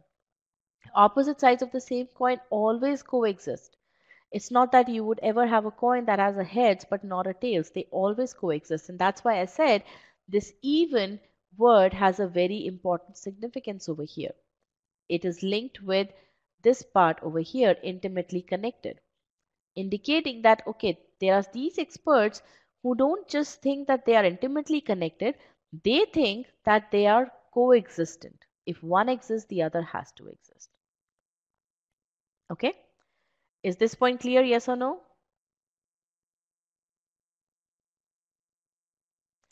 So these are the kinds of linkages that you have to draw. This is the level of understanding that you need to have. Now, granted, this level of understanding is not required to answer the inference question that we have for us, but when you're reading the passage, don't read the passage from the standpoint of the questions that you have to answer. Read the passage so that you understand everything that there is to understand in that. Okay? And actually, if you get in the habit of reading it in this manner, reading a passage would become very, very interesting. Okay. Okay, then let's see. But, now you see the word but. It means there is a contrast there. But a few voices have cautioned that this need not be the case. Now again, a few voices means he's talking about certain other experts have cautioned, have actually said that, okay, this need not be the case. Now what does this mean? This is the opposite sides of the same coin. So what these experts are saying is that, look, you are saying that they coexist, but really that need not be the case. Okay. So, have you understood the passage well enough now? Yes, no?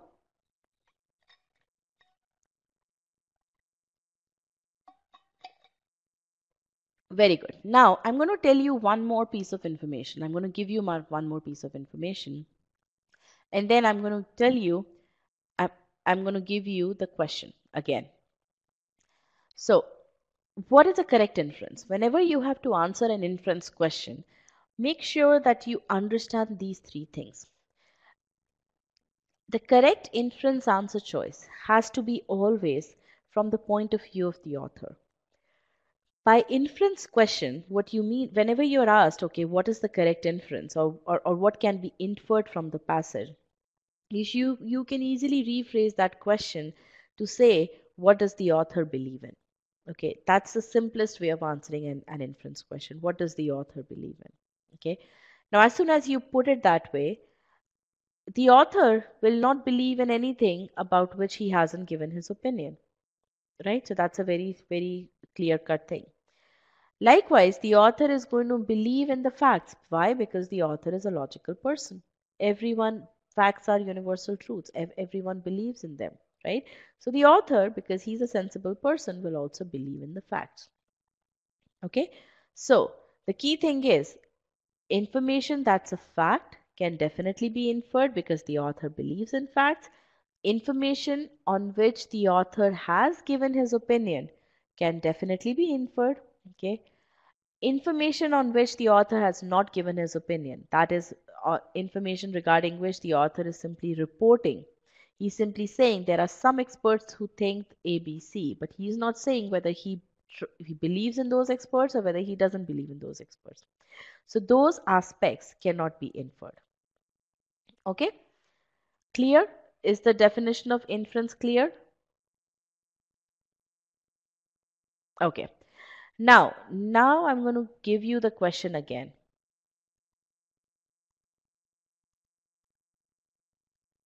Sorry, I'm going to go back.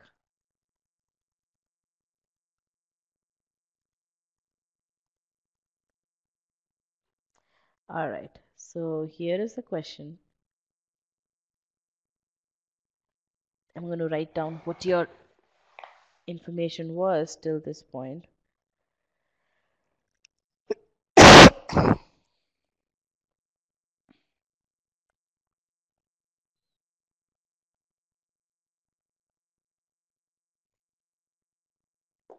Okay, there you go.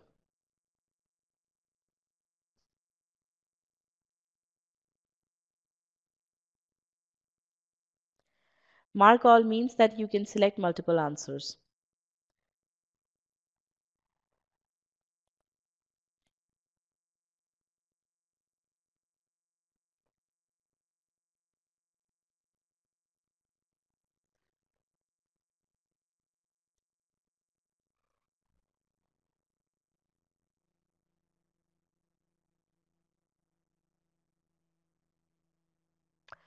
No, you can't do this on a GMAT question, but in a GMAT question, the same question can be asked in a different spirit. The spirit of the question can be maintained, but you can change it to a different thing. You can just change the wording of the question. Thanks. Yeah.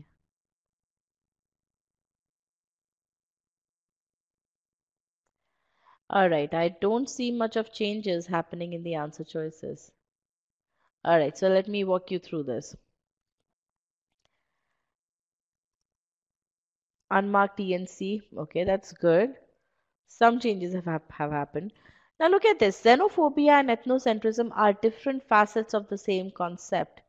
Who says that? Where are we getting this information from?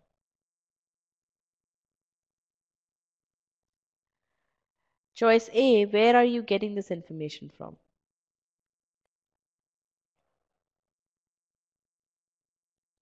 Opposite sides of same coin. Absolutely right. Now, does the author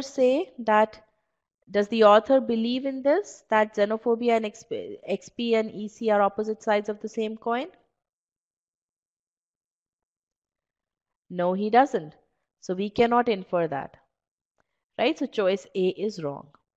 So the first thing to do in such kind of questions is that you look at is there something in the passage that talks about XP and EC being different facets of the same concept, right? You found that.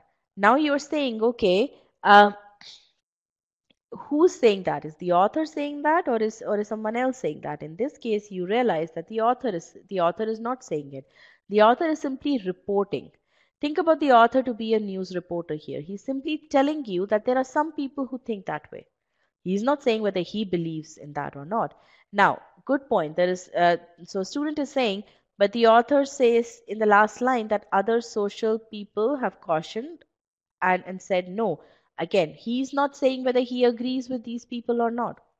He's simply saying there are some people who think this, there are some people who think that need not be the case. But he's not going that far to say, I believe in the first group but not in the second group, or vice versa. Okay, that's why this cannot be inferred. Now let's come to the second one. XP entails dislike towards the strange. Where is this mentioned anywhere in the passage?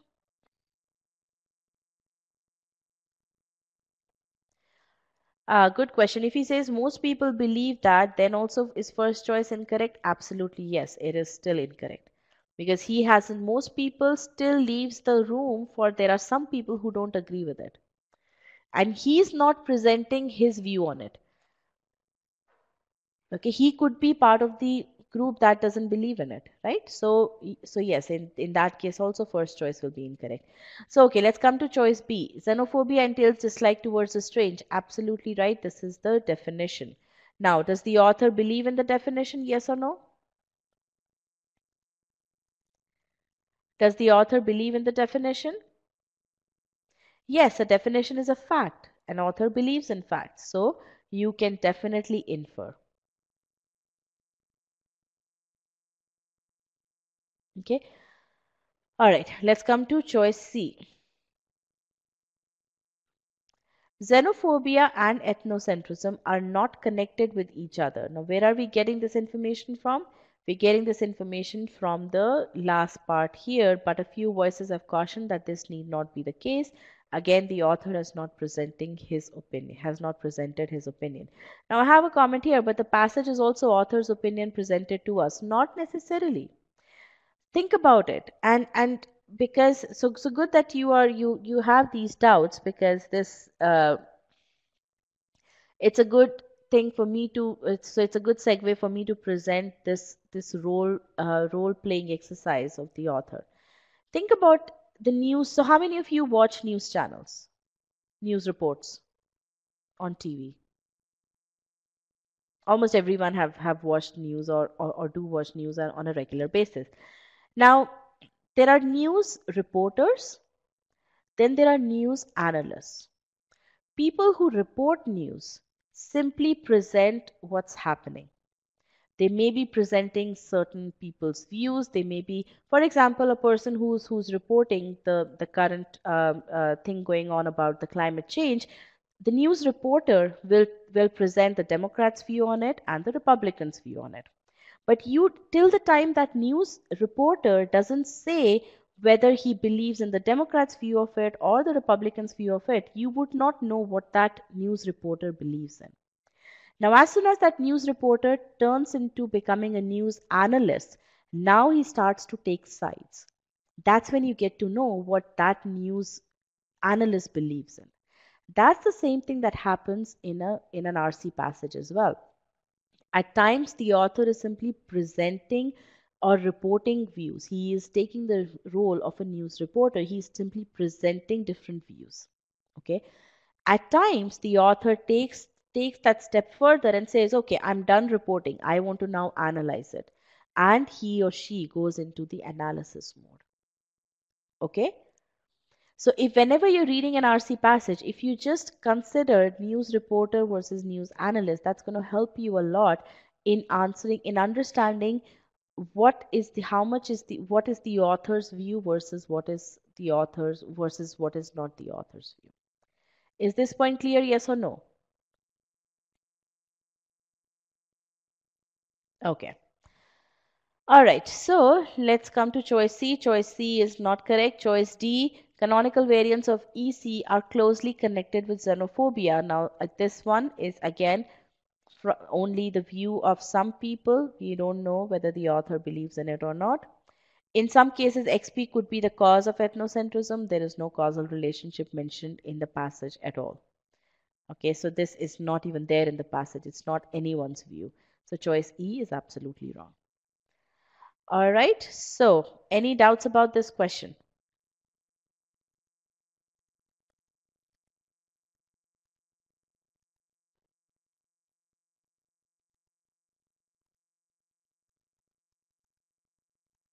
So B is correct, yes. B is absolutely correct.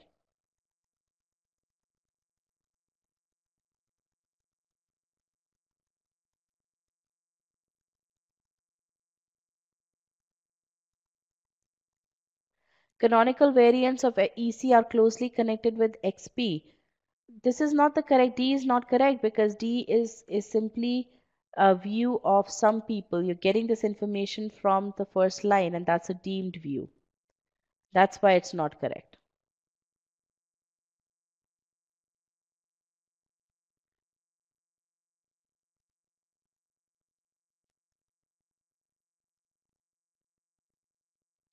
Okay, why we considered B as correct answer? The author states the definition. He doesn't say he agrees or disagrees with the definition. Again, definition is a fact. Okay, if it's a definition, it's a fact, which means, and the author agrees with all the facts. That's why the author doesn't need to explicitly state that he agrees with the definition. A definition is a fact. That's why this is correct. Okay.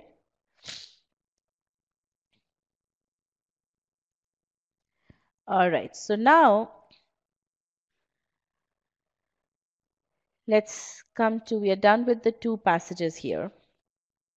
And I have also addressed the timing aspect. How many of you still have concerns about the whole timing aspect?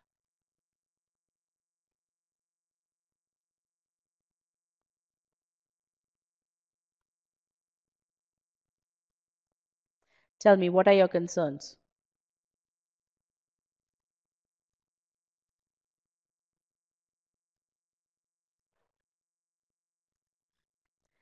Retention is bigger issue. Retention is not an issue. As long as you're summarizing information, you should be okay. You should really be okay as long as you are summarizing information.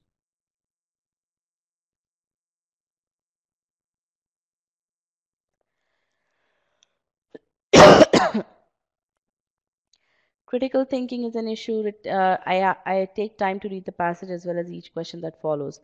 Um, okay, so again, this is, as I said earlier, this is a skill that you have to build. Okay, yeah, these two rhyme.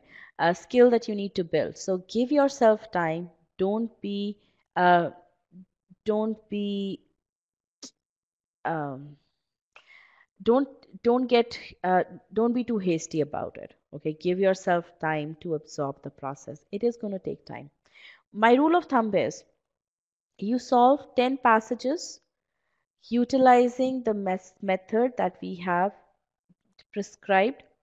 From 11th passage onwards, you will be able to see drastic improvements. All it takes is about 10 passages done in the right manner, done applying the reading strategies. Okay?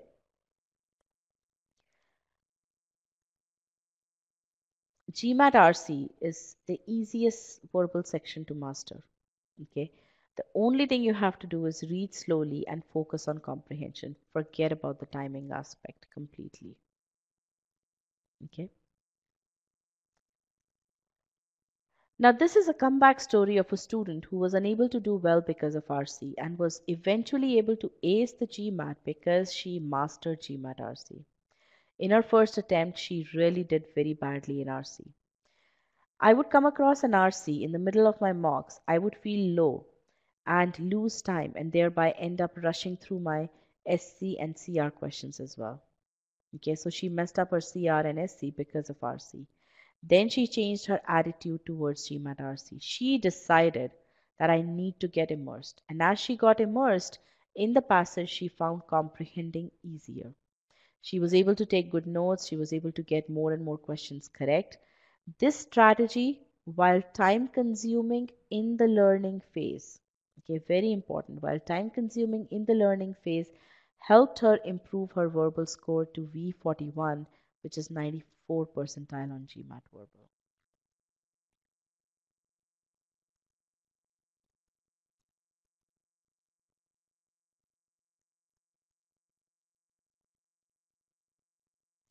So again, these strategies may seem time consuming in the beginning, but within no time, you will start to internalize them.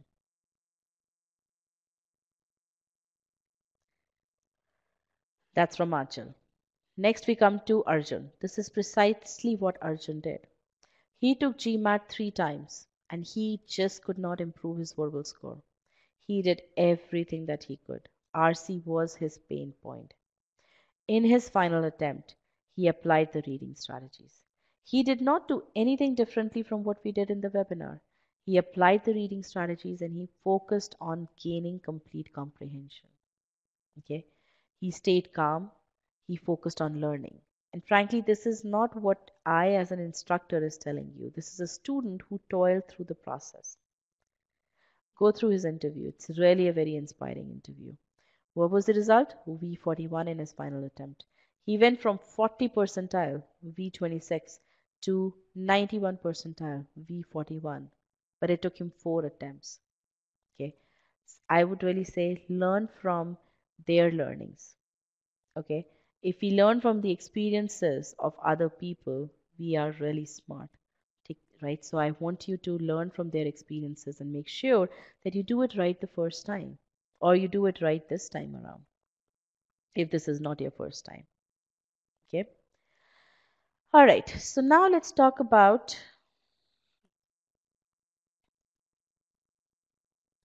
how you can, I want to give you a study plan now. Okay. So how can you do it? Okay. First of all, are you all convinced that this is the way to prepare for RC? Okay, good. Now let me tell you how can you do that. The first thing that you need to do is you need to improve comprehension. Okay. Second thing that you have to do is you have to learn question types. Once you understand the information in the passage, how do you use that information to answer questions? For example, if for the main point questions, we said that you do that role playing exercise. Okay. What would you do when you read an answer choice?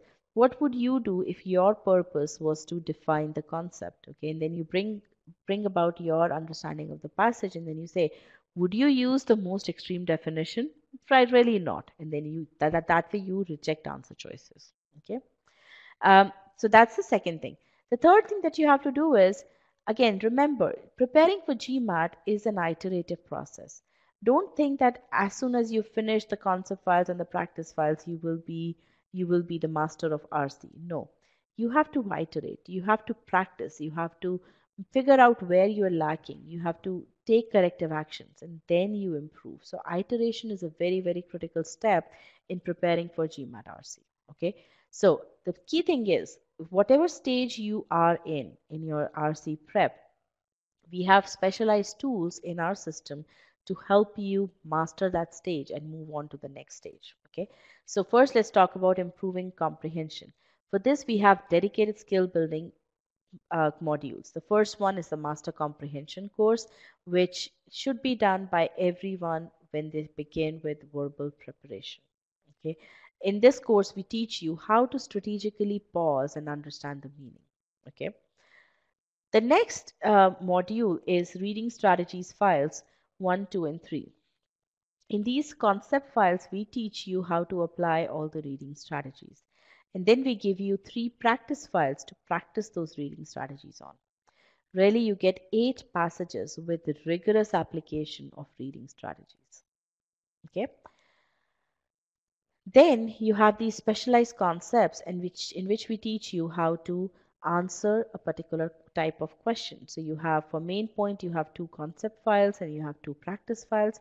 So again, the stuff that we discussed today, that was really at a very high level. In the course, you have detailed concept files in which we go through the details of main point questions, the details of the kinds of incorrect answer choices that can be put in. Okay. You have the same thing for inference, 3 concept files and then 2 practice files, then detail, 3 concept files, 2 practice files, followed by structure concepts, two concept files and 1 practice file. So all kinds of questions have been covered in these specialized concepts. The last one is the dedicated practice, as I spoke about, for your iterative learning. You have 4 application files in the course. You have 10 ability quizzes in Scholaranium. Overall, you have about 45 RC passages with uniform coverage across all the genres. Okay. So, long story short, these are the 3 things that you have to do in order to ace GMAT RC. For each of these 3 things, there are specialized modules in the course that help you get through, that help you gain expertise in all these 3 things. Okay, follow it step by step. Do first, then second, then third. There is no reason why you would not be able to ace GMAT RC. And here's another example of a student who made comprehension a habit. Anastasia is another person who took GMAT 3 times. She took private tutor the second time in Moscow. She even took a private tutor second time in Moscow. She could not improve.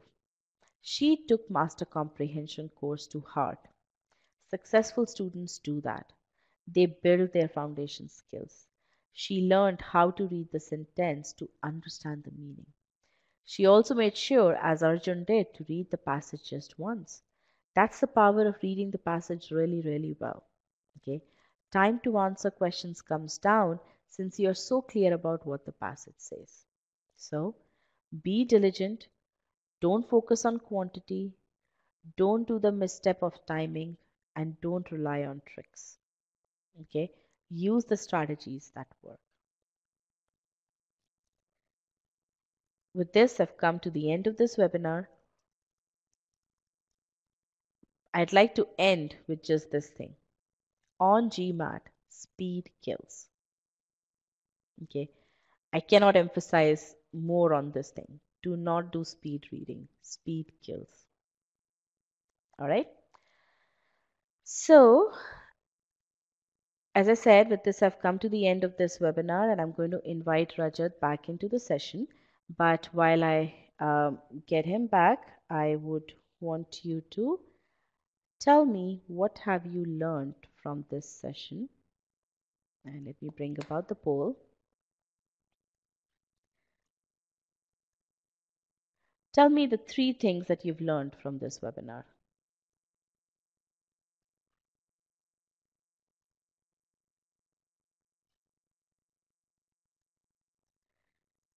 Think about it. This is a time to do self-reflection. What are the 3 things that you've learned from this webinar? Tell me 1, 2, and 3. You'll have to type it all out in the same message.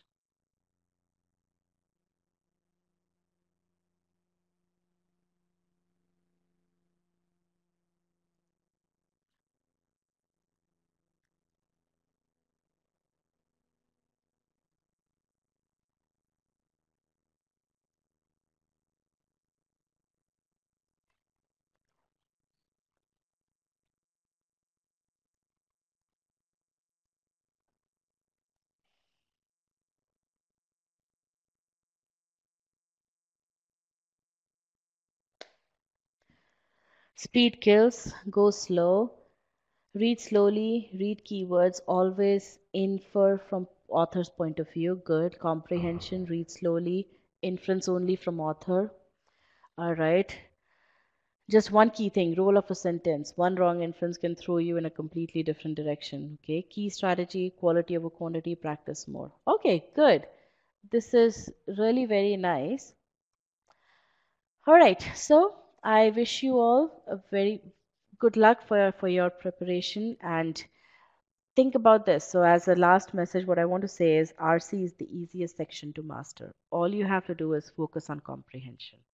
And believe me, once you start comprehending, reading RC passages would become really an enjoyable experience. Okay. All right. So good luck. And Rajat is back over here. So he's going to take any of your open-ended questions.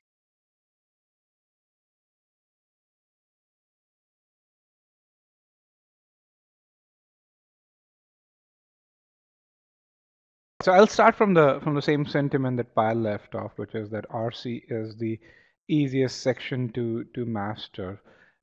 So which is true in the sense that hey, there are there aren't that many concepts.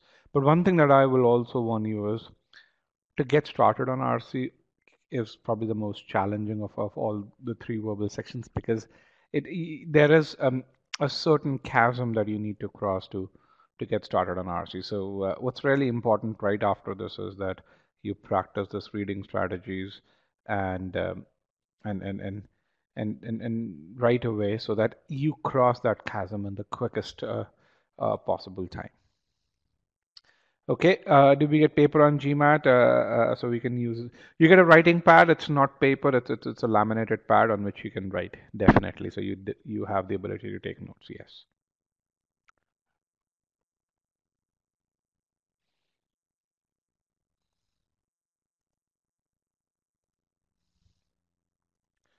Okay. Any other question?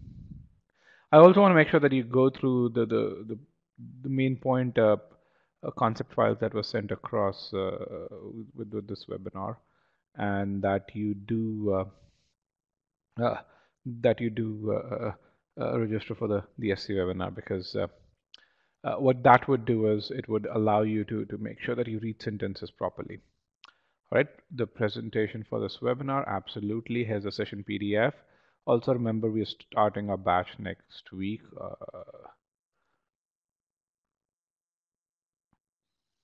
There's a batch calendar over here that you can download as well.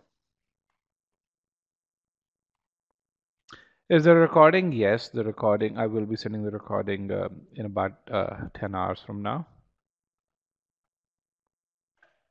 Overall, there is no option to buy Scholarium because without the video lessons, the Scholarium by itself is not as useful. So it comes bundled with our products only.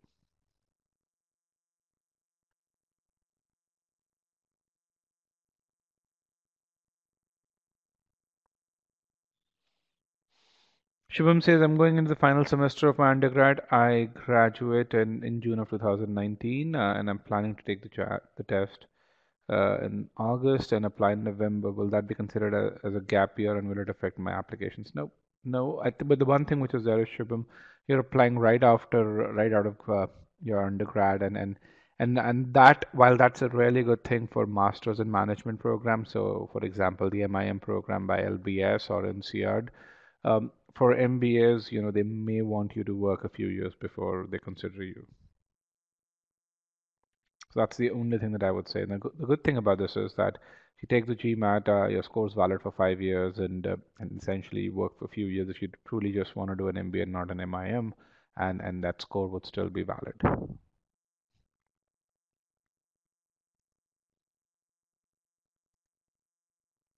Okay.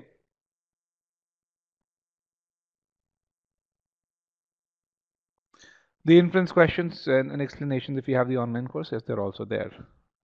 Absolutely. Is vocab very important in RC? Not at all. Vocab actually is not as important in GMAT RC as it is in, let's say, GRE or SAT. So in GMAT RC, in fact, vocab plays less than a 5% role. And if there is a difficult word that you will see, uh, you will be able to infer its meaning. It will be stated like that.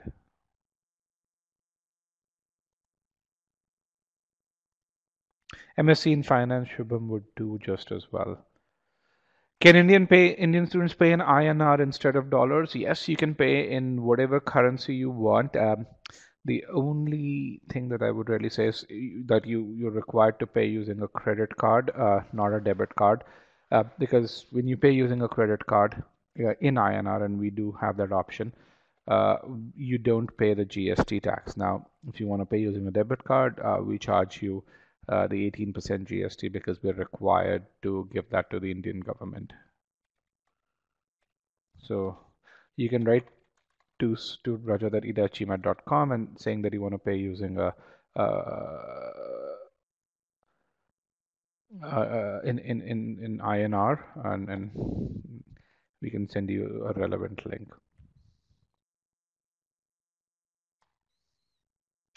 Is MIM worth it?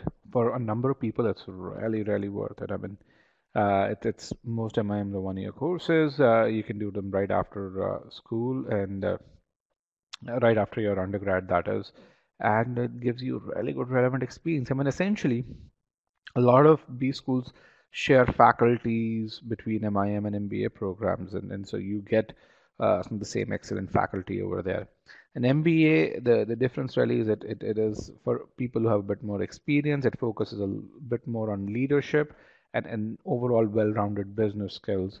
And MIM is a lot more specialized. So yeah, I mean, the number of people who actually do an MIM, get the relevant experience, and then don't worry about an MBA.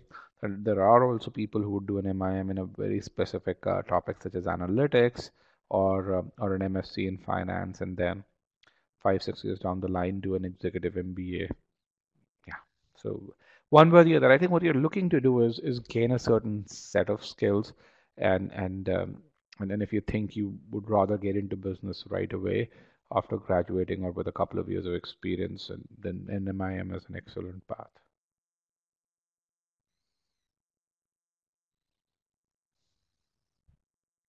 How to take notes on scratch paper looking at the long passage on a computer screen.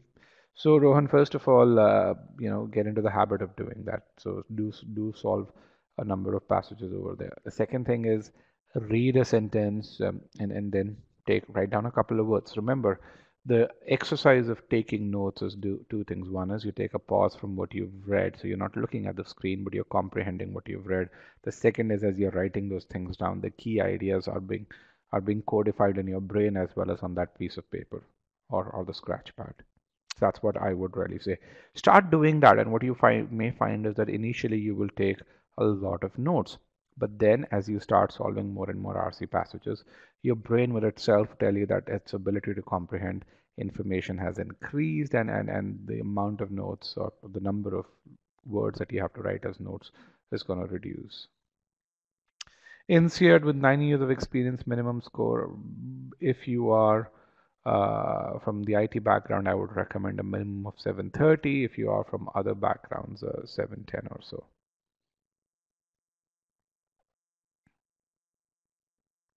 When is the best time to take the GMAT? I would say April, May is the best time to take the GMAT, just because it allows you to apply to R1 from at most schools, and then it also gives you enough time if you do need to take a retake. It gives you enough time for that.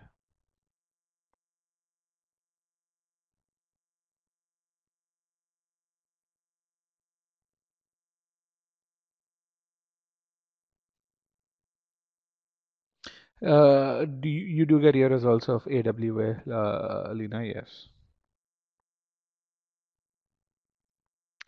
MSc in finance or MIM, what would you prefer? It just depends on what the program offers. It's just MIM or MSc, the degree name doesn't matter. It's about what's the program composed of, and essentially, yeah, who are the professors who are teaching this.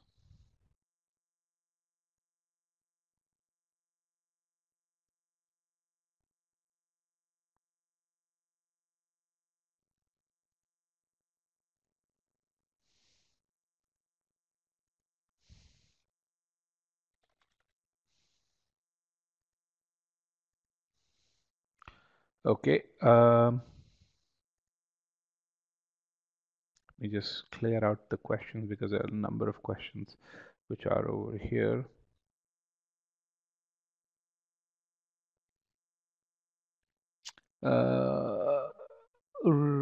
Suranjan Dash says, I want to prepare on my own. I'm pretty well determined. I'd like to know your opinion on the same.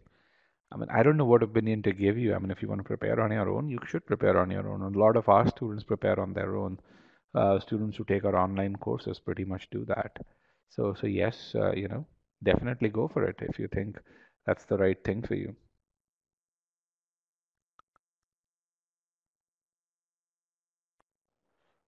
Isaac says, I have 9 years of experience in IT industry. I'm planning to take the test and aiming for IMD. It's a great school, by the way, very small class size. I love the location and the composition. So very, very qualified people go there.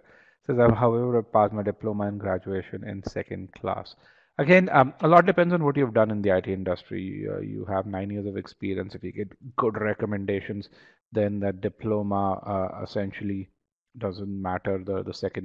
The graduate, the fact that you don't have a good GPA is not as important if you have a good GMAT score and if you have good work ex. How about MBA after 12 years of experience? I mean, lots of people do it. I mean, we just recently wrote an article on MBA after 30, and yeah, it was which I shared on my LinkedIn, and it was viewed by upwards of 40,000 people, and there were a number of people who did their MBAs in their late 30s, and they really said, "Hey, I did it, and it was very useful." So so definitely, if you think you have a good reason to do an MBA, then yes, I mean that age is not a barrier. Um,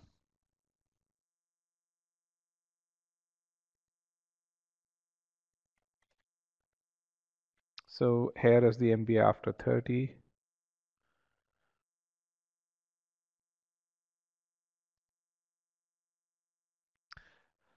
Biswajit says, will it be a right time to take the GMAT in July? And if I start rest of essays except parallelly, I would not recommend that you do that. It's just, doing 5 things at once means that quality suffers. I've seen that happen a number of times. So Biswajit, write to me at rajat@gmat and uh, walk me through your thought process, and we can really uh, recommend a way out.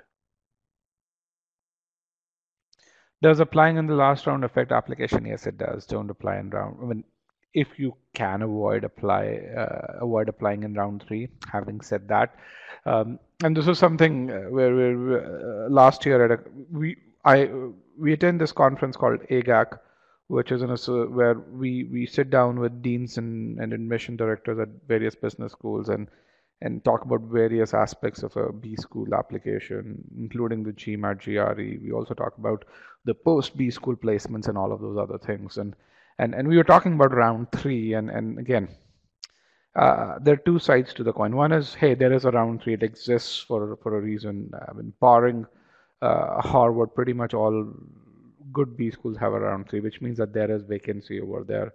There are also some scholarship dollars there. So if you have an amazing application and you've waited till round three to apply because you want to get to a certain GMAT score, then yes, it does make sense. Apply in round three. And then one of the advantages that you may have is that because a lot of good students don't apply in round three, you may be amongst the best and hence may be able to get that admit with those scholarship dollars. One thing that you need to be very careful if you're applying in round three, however, is is that you need to be very certain as to why did you apply in round three, because what B schools may really be worried about is that the reason you're applying to a certain school XYZ in round three is because that school's not your first choice. So you need to convince the admission officers in your application that that school is indeed your first choice and that school will indeed help you get to your post MBA goals. So, so that's something that I would truly recommend. Uh, tell Mashko. IT guy with 3.5 years of experience will admit to Harvard and Wharton. So first of all, it's not as simple as a math that you're used to in Indian B schools where you get a certain CAT score, you get have a certain amount of experience, and then you ace the interview and you get into. So the formula is not mathematical. So if you're someone from a certain background and you want to go to Harvard or Wharton, you need to show certain leadership experience. And if you have that, that's great. Then in that case, if you want to go to Harvard or Wharton, get to a 750, 760 score. Uh, and that's something which is really important that you do. And get to that 750, 760 score if you are from the IT background, because these schools expect that score. In fact, you apply to a bunch of other schools and they will tell you that if you are Indian IT guy, and and and and if you don't have that score, don't even bother applying. Here's an example of a student who actually is from a tech background, not an IT background, but a tech background. She got into Harvard, Stanford, Wharton, INSEAD, and LBS, I believe, and she had a 770.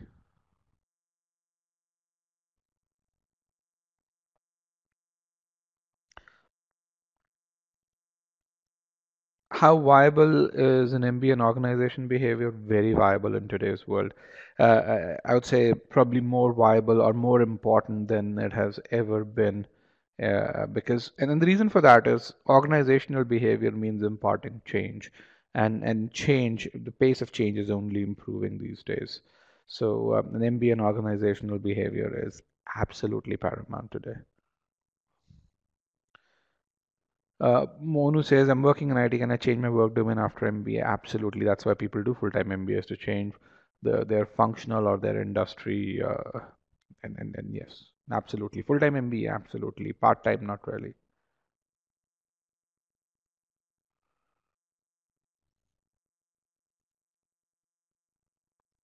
65% graduation selection at IMD Switzerland. Again, if you have good work X, good GMAT score, it won't matter as much.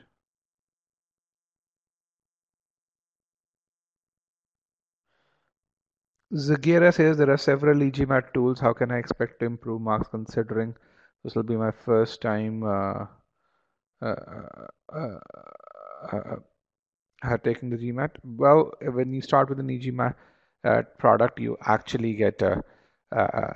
get a study plan, and that study plan, what we really ask you is, we give you defined milestones as to that you need to hit, and when you hit, to evaluate whether you're hitting those milestones or not, we basically uh, give you ability quizzes. So I mean, essentially, when you join a course, we'll tell you everything that you need to do to use various tools.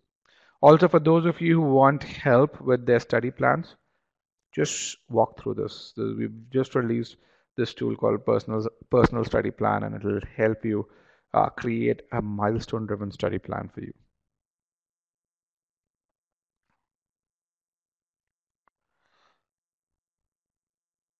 What would be a good score for a CA with 5 years of experience for ISB?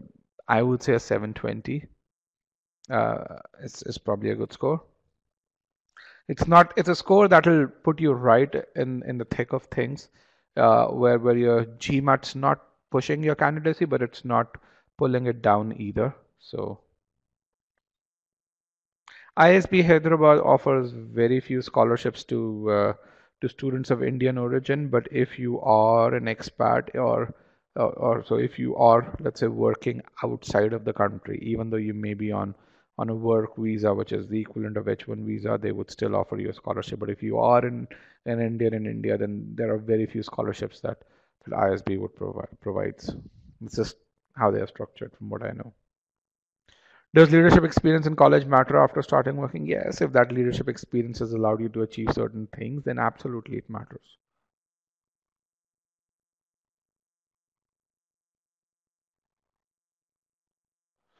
Do we help with evaluating profiles? We don't do that, but we work with some of the best consultants in the industry to help do that. So, so yeah. Okay, guys, with that, I want to thank everyone for attending the webinar today. It was a pleasure conducting the same. Also, remember, we have the quant workshop tomorrow, and and so definitely attend that. It'll give you a really good idea of where you stand. For those of you who have not registered uh, for the quant workshop, you guys can do the same over here. And also register for the free SC webinar. Is Gira says, I'm more than 20 years apart from university. After graduating in engineering, I need to retake an prep focused in GMAT and an MBA PhD. It's hard. Over 40. Have you had cases of this kind? Okay. Here's something that I would tell you, and then I think I'll share a success story with you. If you are an older candidate, yes, you need to study a bit more. Uh, but one thing which older candidates do bring about is that sense of maturity, and so when you know when you're studying something, whether you've actually learned it well enough or not. And so we get a lot of older candidates. We really love working with them just because uh, when we tell them a certain way of doing things, they get it in the first go and they implement it right away.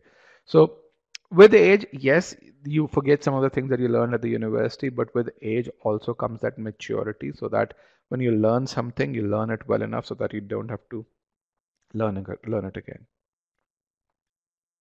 So yeah, don't consider age to be a factor. You'd be just fine as long as you can find the time to study. You'd be able to ace the GMAT.